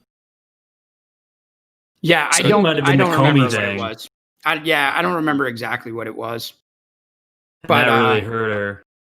Yeah, exactly. So I don't think, I just don't think that he can recover enough ground, because like the things that I think I like about Trump are the things that you really have to think about. And unfortunately, people are busy. They have families. They don't sit around and, read things like fucking, the Baker Hamilton report, on fucking Iraq in 2008. Like they don't do shit like that. They're just not, they're not doing shit like that. And, they don't really have like, I was talking to a buddy a couple of days ago. He was talking to a friend of his who like has all these big opinions about the current election. And then, so I just, told my friend like, oh yeah, field this to your buddy and about previous elections and just see what he thinks, like, do you think, and the question was, do you think that presidents prior to Donald Trump have been as much or the same level, like the same or more level of unprofessional and unpresidential? And the dude's like, I don't really remember past elections. I was just, kind of, too busy like lifting weights and smoking. Said something stupid like that, like, it's like, dude, if you don't really have a basis on this stuff and you're just calling politics from the hip, like you have no real kind of understanding. Like I would rather people just bow out and just be like, look, man, like I'm not really 100% sure. I haven't, like pull a Ray. Ray is like, I don't know everything about everything, but check this out. If you're not Christian, hate abortion, and hate illegal immigration, I'm not voting for you. That's it. And it's like, dude, a lot of people are like, oh my God, what's wrong with America? And I couldn't disagree more with that. That's perfectly fine. If you're going to be a single issue voter and you're going to be dumb about it, perfect. But if you're just going to be dumb, but try to cast your net wide and be dumb about everything, it's really stupid, man. You know what I mean? And you should try to pick some hills to die on. And I think that's where people don't investigate this stuff enough. And that's why you probably will see a Biden win, is because people are casting their net wide. And as long as he keeps hitting the right talking points, they should be good to go. And his campaigns run a lot better than Hillary's was. Much more complicated. Way better. Yeah, for sure. Way better. Yeah. And he's not as much of a, like, dude, Hillary Clinton was a miserable hag, dude, that no one liked. Right. No one likes Joe Biden. Joe Biden's a little more likable. Yeah, Uncle Joe. He'll punch you in the face. He'll do fucking push-ups. Call you a dog-faced pony soldier. Exactly. Like definitely, he looks good in front of the camera, man. He's a good politician, and he knows it, man. Well, no, 47 years. I don't know. Practice. I don't know if these days he's looking too good for the camera. He looks like a fucking. Of course, he looks like a zombie to me. He's not in his prime, of course, but he's still Joe Biden. He's charismatic Joe Biden. Remember the memes when they were leaving the fucking White House? No, Joe, you can't steal that. No, Uncle Joe, you can't do that. Like, it's always been like everybody likes Joe Biden. Yeah, I don't know, man. I think the debate, like I said, was better too, though. You know what I mean? At least like you got to see a little bit more structure. Right. Well, Joe, Drew, you were saying last night that Trump needs to win like 9 of the 11 battleground states now, or something like that, and Texas is almost flipped too. Yeah. That's where it kind of it. Yeah, that's crazy. Texas. Yeah, current polling, like Texas is almost a tie, and then he's only leading. Like, and I just happened to pick like 9 of the states that he needed to win out of the 11 battleground states.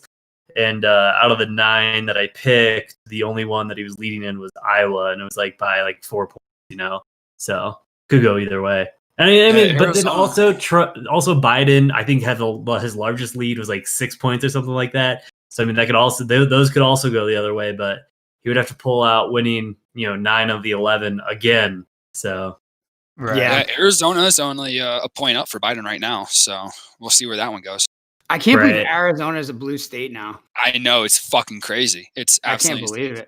Texas might go blue, man. That'd be the biggest shock if that. I mean, if that happens, you'll never have another Republican for a while, like unless they change their entire platform of how to run. Puerto Rico gets introduced. Message.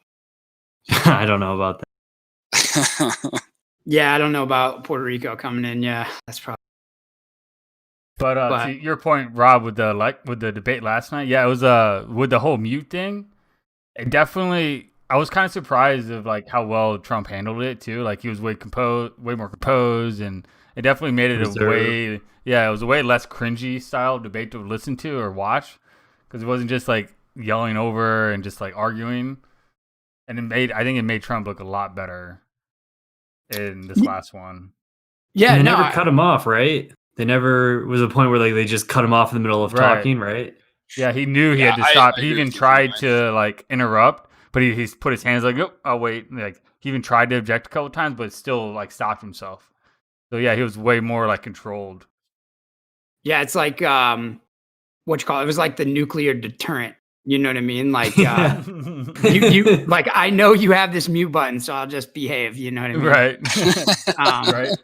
But no, yeah, destruction. I think it was like I was saying yesterday that like I think it's just too little, too late, man. You know what I mean? Like you can't polarize your base by calling CNN and other news networks stupid bastards, and then go and that's what's rallying his base, and people are going ape shit. I don't know if you guys saw that soundbite, but like people go ape shit at his rallies because he talks like that.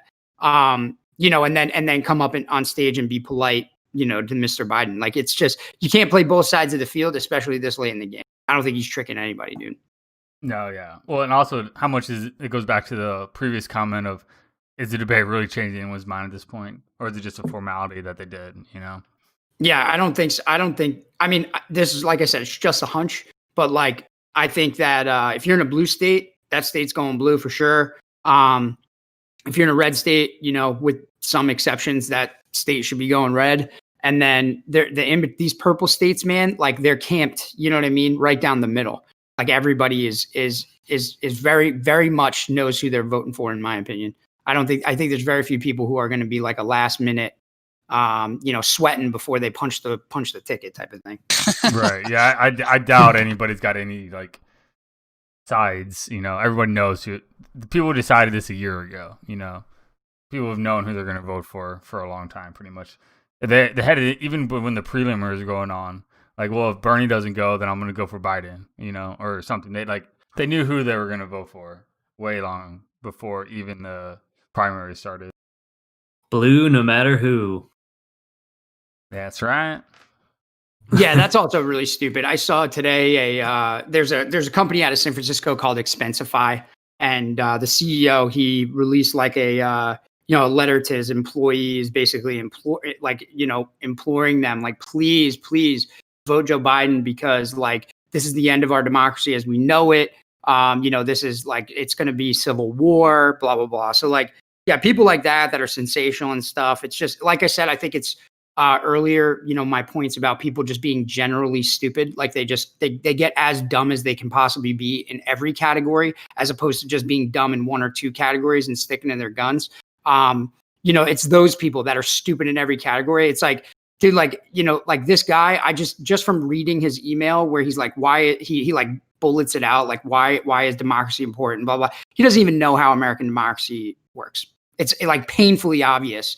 And obviously the guy's a good entrepreneur running Expensify. So just stick to what you're good at, bud. You know what I mean? And punch your ticket and vote and exercise your right to vote, and just shut up about it, because, it's just obviously that has no idea what he's talking about at all. Yeah. Well, I mean, I don't know. What do you guys think? Do you think I'm wrong on that? Like, do you think that I think it's okay for people to be? Do you think it's okay for people to just be generally stupid across as many categories as they possibly can, and then start waving a loaded voting ticket around? You know what I mean? Like, I just think that's dumb. I agree. I think that's my number one complaint with LeBron. Like that's the one I'm going to go to. That's the biggest guy and everything. But like he uses that position, and he just like.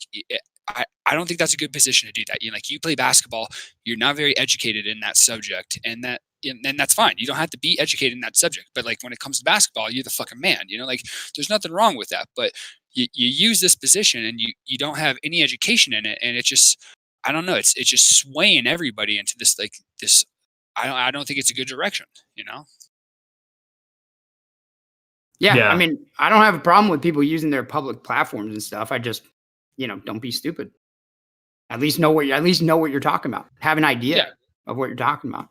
Exactly. Yeah. I mean, I don't know why people. I don't know why they have so much weight. Go ahead, Drew. Sorry. Nah, you go for it.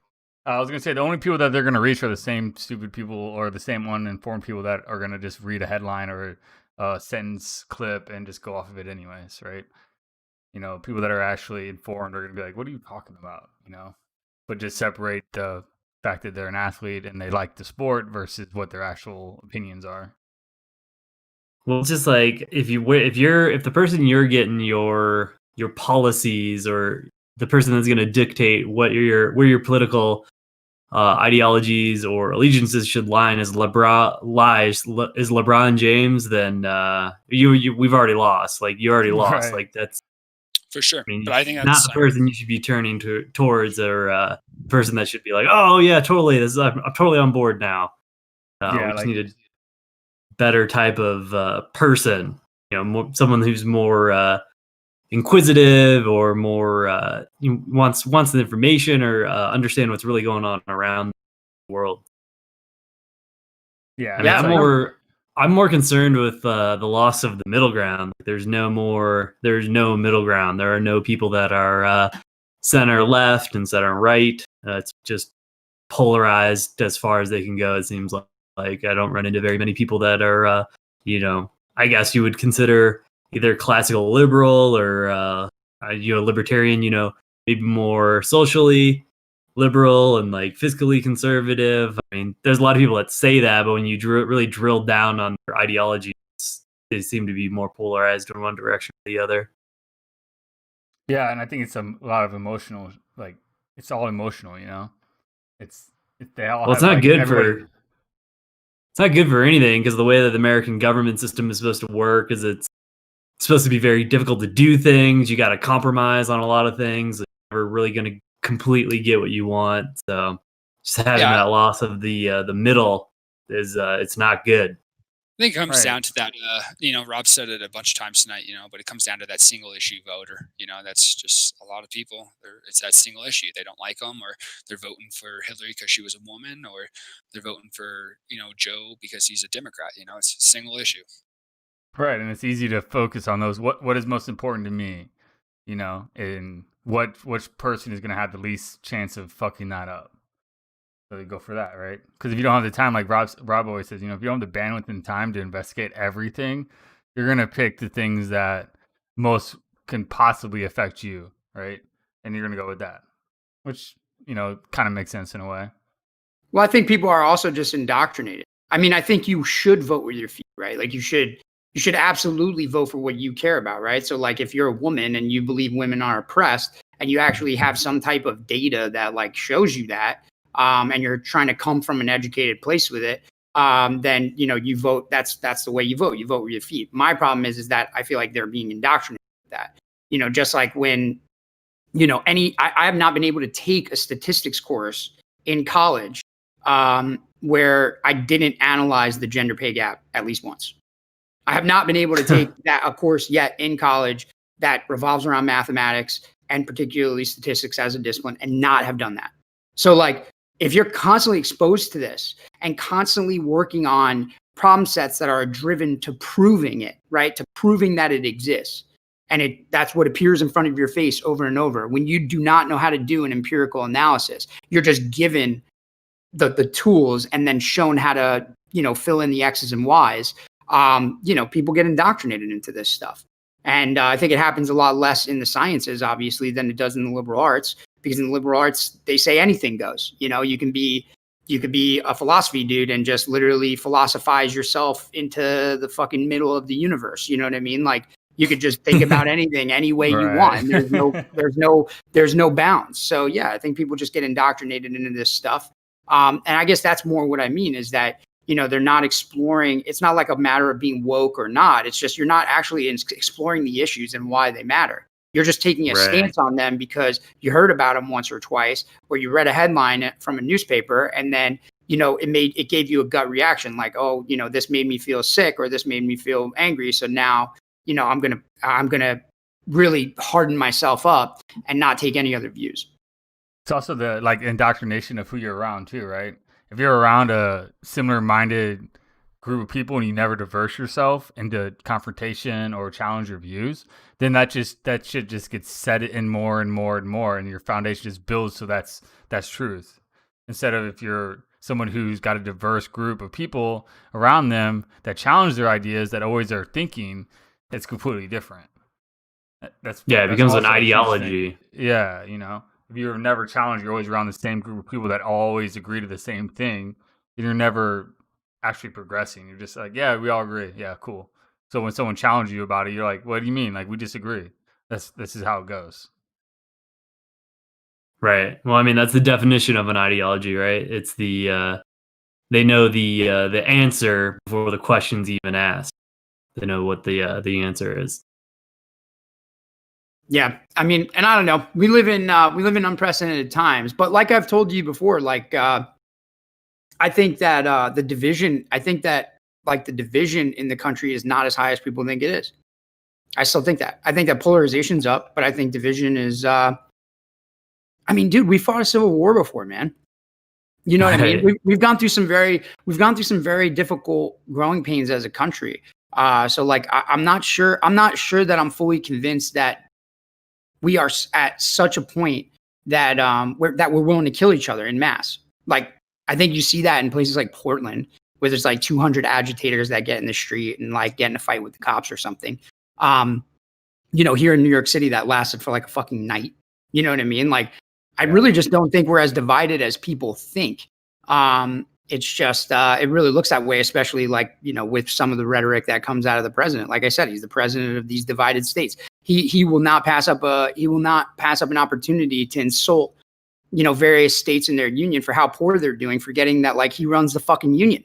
You know what I mean? Like, right. Dude, you can't make fun of New York because of their COVID death toll and then simultaneously say you're in charge of us. It's weird. It's like, you can't have it. Stops at you, bro. Yeah, so it's kind of tough, and the people that buy into that shit, I think, are just a little. I think they're just misguided, man. And the same goes in the reverse, Yeah, definitely. Yeah. I mean, like I said, I've always agreed with you on that one, man. I think he is a not presidential, and he's extremely divisive, man. I wish he would bring that back. I think. I wish he would have stepped up for New York and some of those cities, even no matter how liberal or how fucking, democratic or how conservative they were. But yeah. I don't think he did anything wrong specifically against states because of their, partisan politics at all. He helped everybody. It's just his federal response in general is garbage. No, it's not just talk though. That's the thing. It's like, no offense to you, but don't trivialize it that way, because I hate when people say that. They're like, oh yeah, you're not against Trump. You're just against his rhetoric. And it's like, no, dude. Like, no, I actually have I think there's serious ramifications to talk. Like, it's not just verbal. You know what I mean? I'm not trying to condense that down. I agree with you. I think like I'm not trying to describe this. I'm trying to think about it, but he's extremely divisive. Like he separates the two. Where Joe Biden last night very clearly brought that to that message together, where he said it's about America and excuse me. It's about like the United States of America. I don't see left or right or this and that, red or blue. I'm with you, man. Like he shouldn't be that way, but again, that's his personality. That's who he is. Yeah, he's a very narcissistic dude. Definitely can't take a loss. Zero chance. But yeah, that's why I was surprised that he took any responsibility for anything last night. It was the first time I think I've ever seen that. Yeah, me too. I was super surprised by that.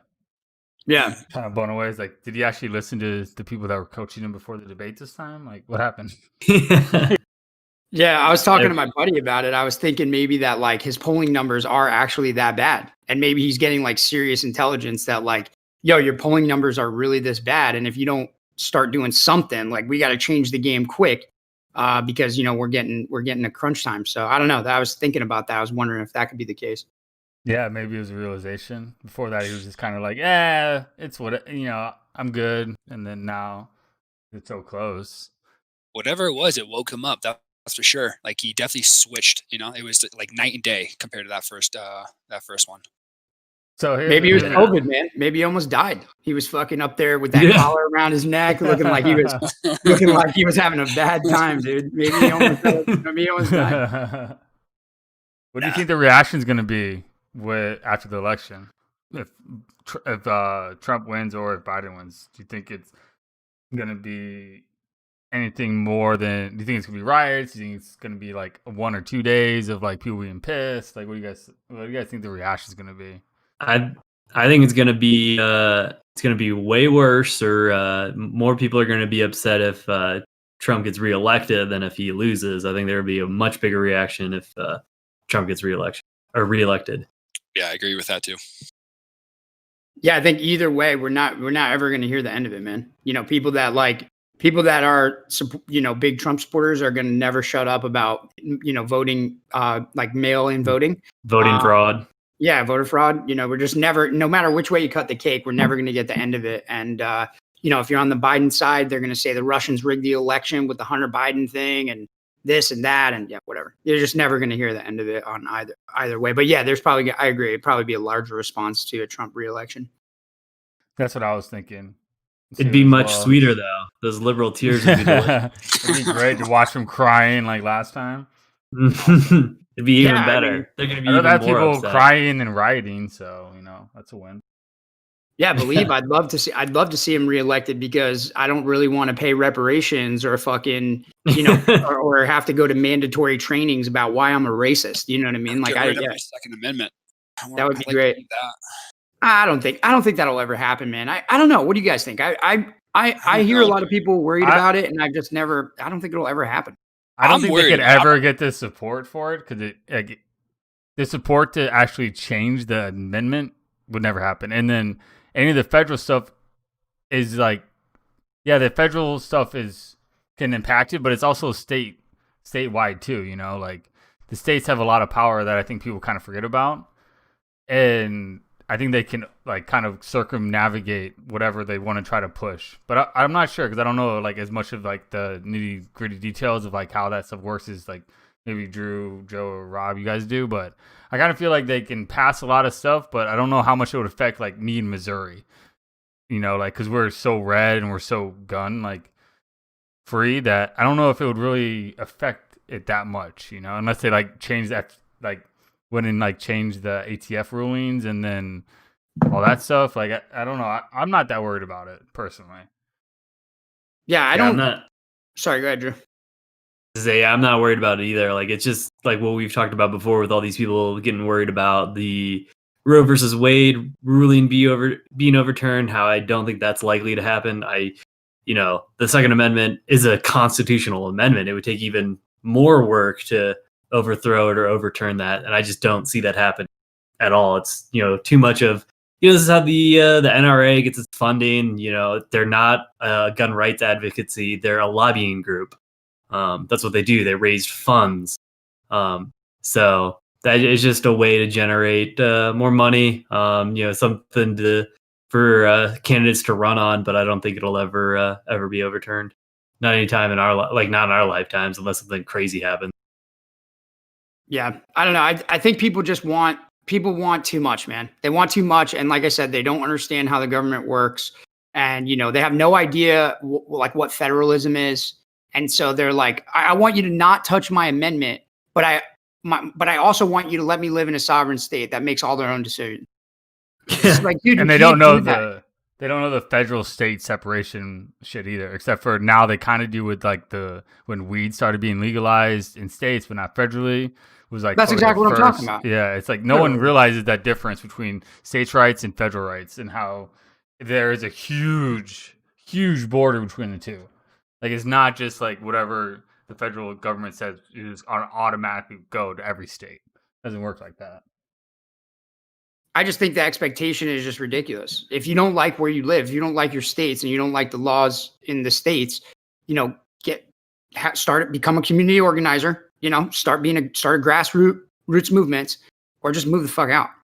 Right. Yeah, that's it. That's like really all you have. And I mean, that's actually what governments respond to, right? So like, if you live in a terrible, awful place and everyone just, vomits themselves out of this place because it's high crime or, terrible taxes or whatever, the government is going to have to re-incentivize on how people are going to live there.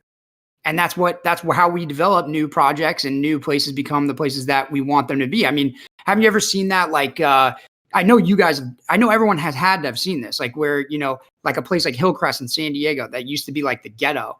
And then it became like one of the most ritzy, expensive neighborhoods in San Diego that you could live in.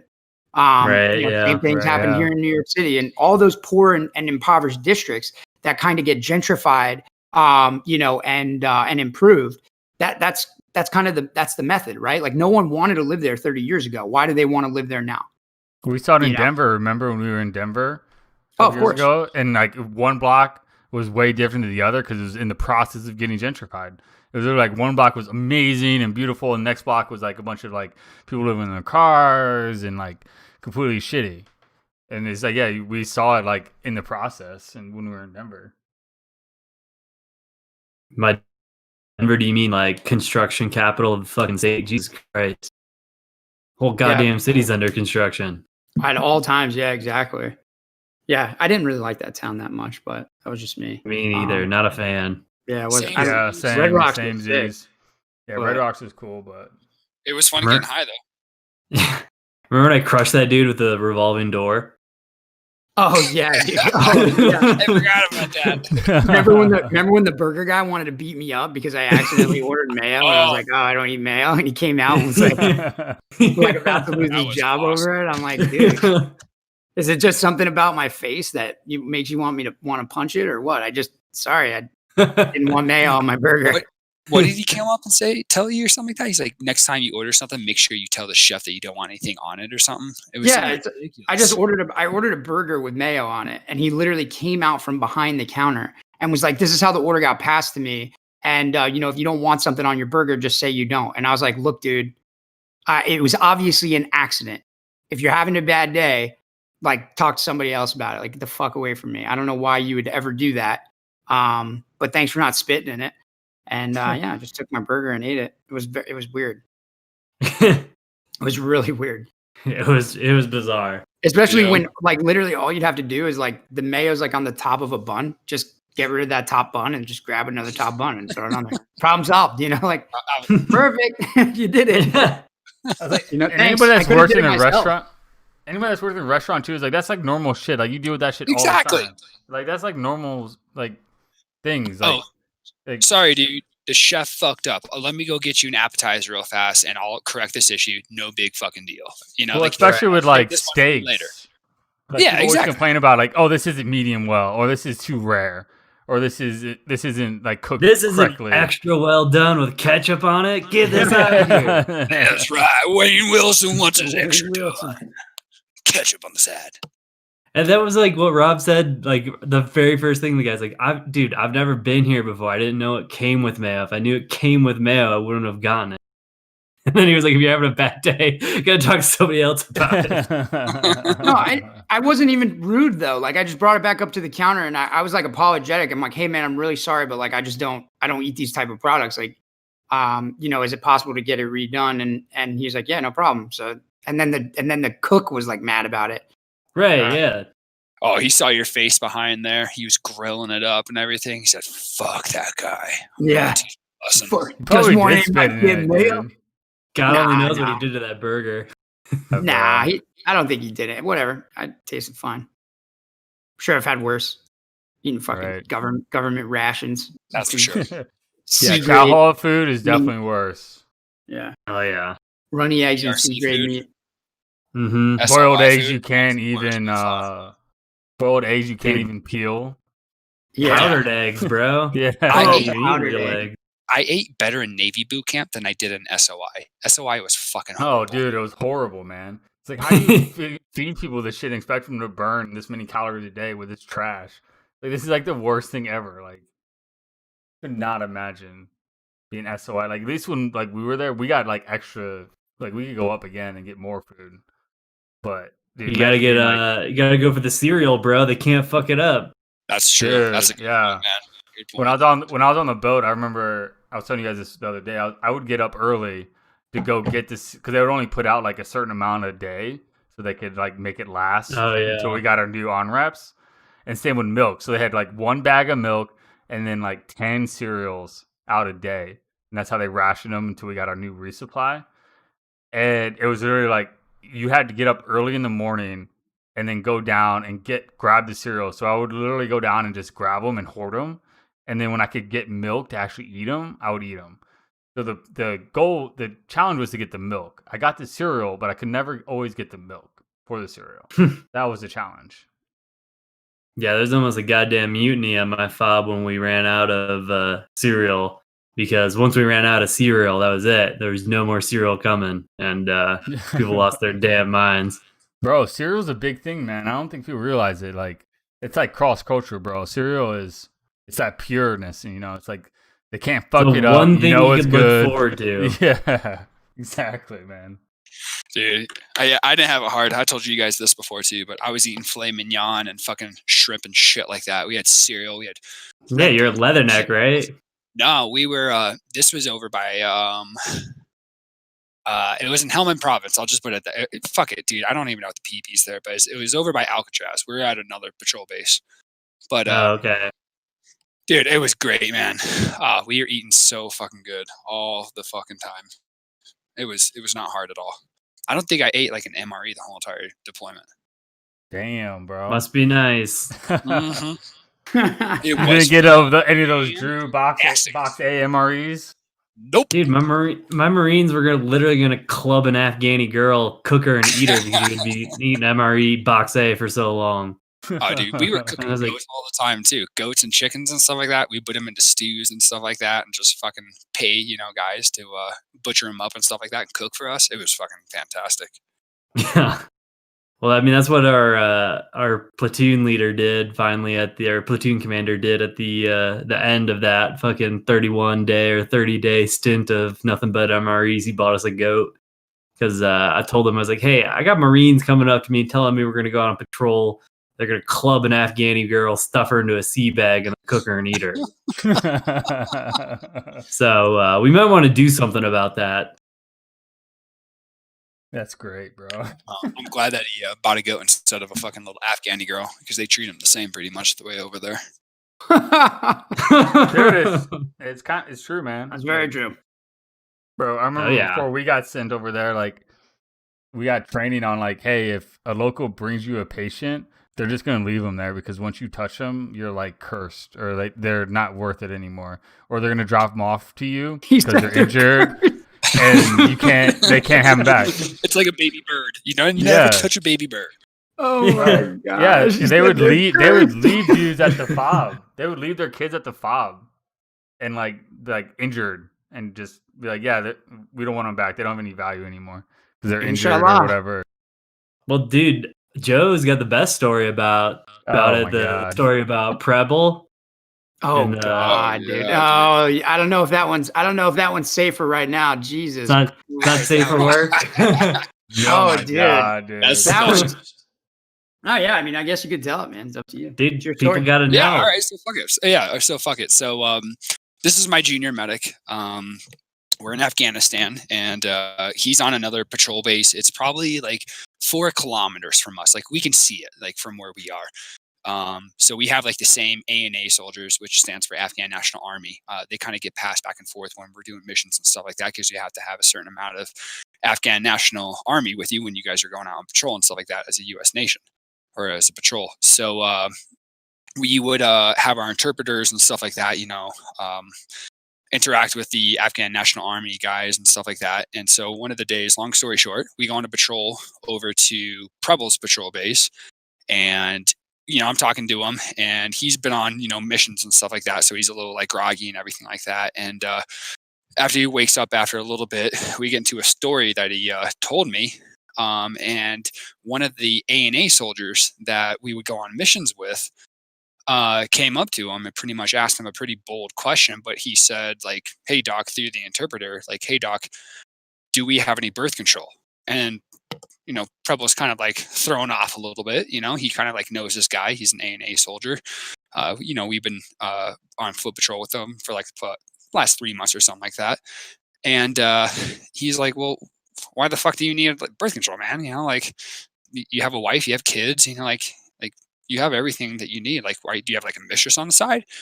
He's like, no. It's not for the mistress. It's, it's for me. He's like, yeah. Like, why do you need it?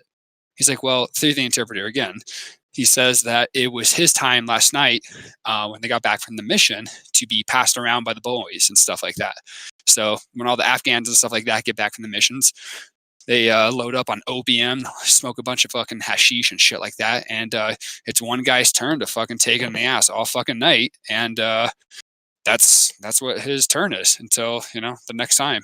And so one of his buddies forgot to pull out. He got a little too fucking rambunctious, and he came inside him.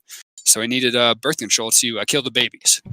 So it's just like, that's what you're kind of like dealing with over there. I think that's like a common story I tell to everybody too. Is like, that's the type of people that you're dealing with over there. But Preble had to explain to him the birds and bees pretty much. It's like, hey dude, like, you're gonna be fine. Like, just because a dude comes inside of you, you're fine. You're not gonna have a baby. And that kind of clarified some things with his wife as well. Like him and his wife, when they would go back, he would always try to put in her butt. So yeah, dude, girls are for reproduction and boys are for fucking over there. So bro, I've heard that a lot. Yeah, boys are they, for pleasure. They had the dude that he was like the SF officer who beat up that Afghani commander who was like kidnapped and raped a kid. And exactly. that was a big deal, man, for a long time. That was the first time that like the Bachi Bazi guys, got kind of found out or whatever. Well, it's shitty, dude. They treat their women like fucking complete shit, and looking back at it, like I had to like think a lot about this throughout the years and stuff like that. But we had a little girl come over to our FOB, our patrol base, and she had a very particular like set of like burns on her, and it was on her butt and it was on her thighs, and it was really, really weird. It was like it was like, how do you get burns on your butt and stuff like that? It was like, but it wasn't on her feet, it wasn't on her calves or anything like that. And what it was is that these motherfuckers took the little girl, because they don't give a fuck about them. They dipped her in a hot teapot, and when the little girl was dipped in it, she lifted up her legs, and her just butt and her thighs got fucking burnt. And I didn't really realize it at the time when I was treating her and stuff like that. But we went back like a month later, and the little girl was gone. So who knows what the fuck happened to her, because they gave her a bunch of like bandages and this and that. But like, they just treat their women and like just pieces of shit out there. They have no remorse for them. Don't they also have like boys that are essentially like the town fuck Chai boys? Essentially, yeah. That's the Bachi thing. Exactly. That's what this guy was that Joe was talking about. He was the chai boy for the night. Okay. Like, one of my other buddies told me a story about running into like that kind of scenario when they're doing Overwatch on a village, and it was this boy that would just go from like hut to hut getting fucked by all these dudes. Yeah, or they found it out later or something like. But I was like, what the fuck? Yeah, dude, these guys were close. They just pass it around every day. They're like, all right, now it's your turn, buddy. Yeah, the ANA in my FOB. We had 93 ANA, and 93 out of 93 all had chlamydia. How do you think they got it? There you go, dude. God, dude. Another good story. Yeah. That's funny. Yeah, that's subhumans. Brutal. Well, I mean, I think about it though too, dude. Like where we were fighting and stuff like that, it was in the middle of fucking nowhere. There was no education, there was no nothing. They didn't know about anything. They really did put in perspective to me when I heard that story for sure. Dude, it's like the book I keep telling you guys to read, man. The Art of Not Being Governed, man. That's what makes them so hard to freaking subdue, man. Is because they're naturally just barbaric to each other. Like killing them, they're like, yeah, whatever, dude. We do that all the time. Like I kill my own kids. Like I don't care. You know what I mean? Like they don't care. They're like they're psychos, dude. Like so, yeah. How are you supposed to crush them and like right? And they're like, oh yeah. And so here's how you vote. They're like, what? No, dude. That's how I vote. My buddy was telling me a story about them overwatching a village, and this dude was drowning his wife in the river. Like just straight up fucking head grabbing the hair, just fucking drowning her in the river. You mean Wadi? Like 7 others. Yeah, the Wadi. Yeah, the Wadi. Drowning him in the Wadi. Yeah, like literally, it's like whatever. Like they could just do it, fucking anything they want. Well, everything's arranged over there too. It's definitely a completely different lifestyle. It's when my interpreter couldn't marry his cousin because his other uncle was pissed off at his dad. So it's too bad he couldn't do that. Yeah. Dude, Well, it's definitely a fucking different. It's like a pocket of the world that's centuries behind everybody else in a lot of aspects. Oh yeah. They can they what you call it? They can't all be like Jamshed, you know, and be expert. Get him, Jamshed. Yeah. They can't all be like Jamshed, dude. Bro, imagine if the A&A was all comprised of Shamsheeds, dude. Shit, we wouldn't even need to be there. Just RPG. Far walking down across the country, just blowing everything up. I can't believe we fucking we overlooked this, but guess who else supports Donald Trump and has endorsed him? The Taliban. Oh, the Taliban. Yeah. Oh, yeah. Hey. That's pretty good. That's pretty plus, good, right? Not great. Yeah, I don't know if you heard about that recent night raid though. There was a recent night raid in Afghan where basically they're under peace talks right now, and so obviously the Taliban they don't. So they're just like, I guess they have like a Taliban special forces. They had night vision with AKs with PECs, like, and they straight up did like a hit. But I'm sure it was like a bumbling disaster because they had an equal amount of casualties on each side. The Taliban hits them in the middle of the night and trips over their own shoes. So, I mean, but yeah, it was supposedly a really crazy fight. And also just kind of unorthodox because they haven't seen dudes like, running around with MVGs and lasers on their guns. You know what I mean? Like, it's kind of well, that's a huge stepping stone, right? Because in 3 to 5 years, those dudes are going to be proficient now. The ones that survive all those shitty encounters are going to be the ones that are teaching everybody how to do it correctly.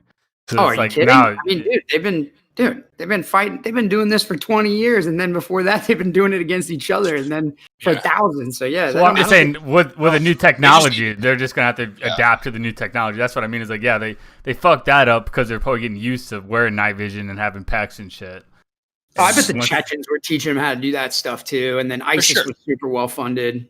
Yep. And we had a couple snipers over in Afghanistan that were Chechen trained and stuff like that. That was our intelligence and stuff, and they all had MVGs, dude. I remember a couple times we were coming in for landings and we were denied airspace because we get lit up by fucking RPKs because they had MVGs and shit, dude. They've had it for a while, so all they need is tactics now. Right. I think they already have those too. Remember, I was telling you guys a long time ago, like months ago, about that SF dude who went over there. Yeah, dude, that's fucking crazy, bro. That's true. Maybe a story for next time.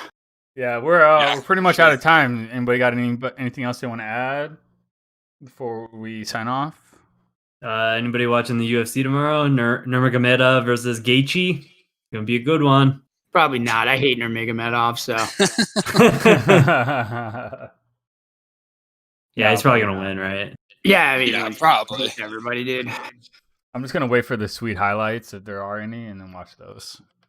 It's early tomorrow, so if you're gonna watch it, it's in the afternoon. It's not at night. All right. Well, everybody have a good night, and we will catch you guys next week, same time. You guys have a great week.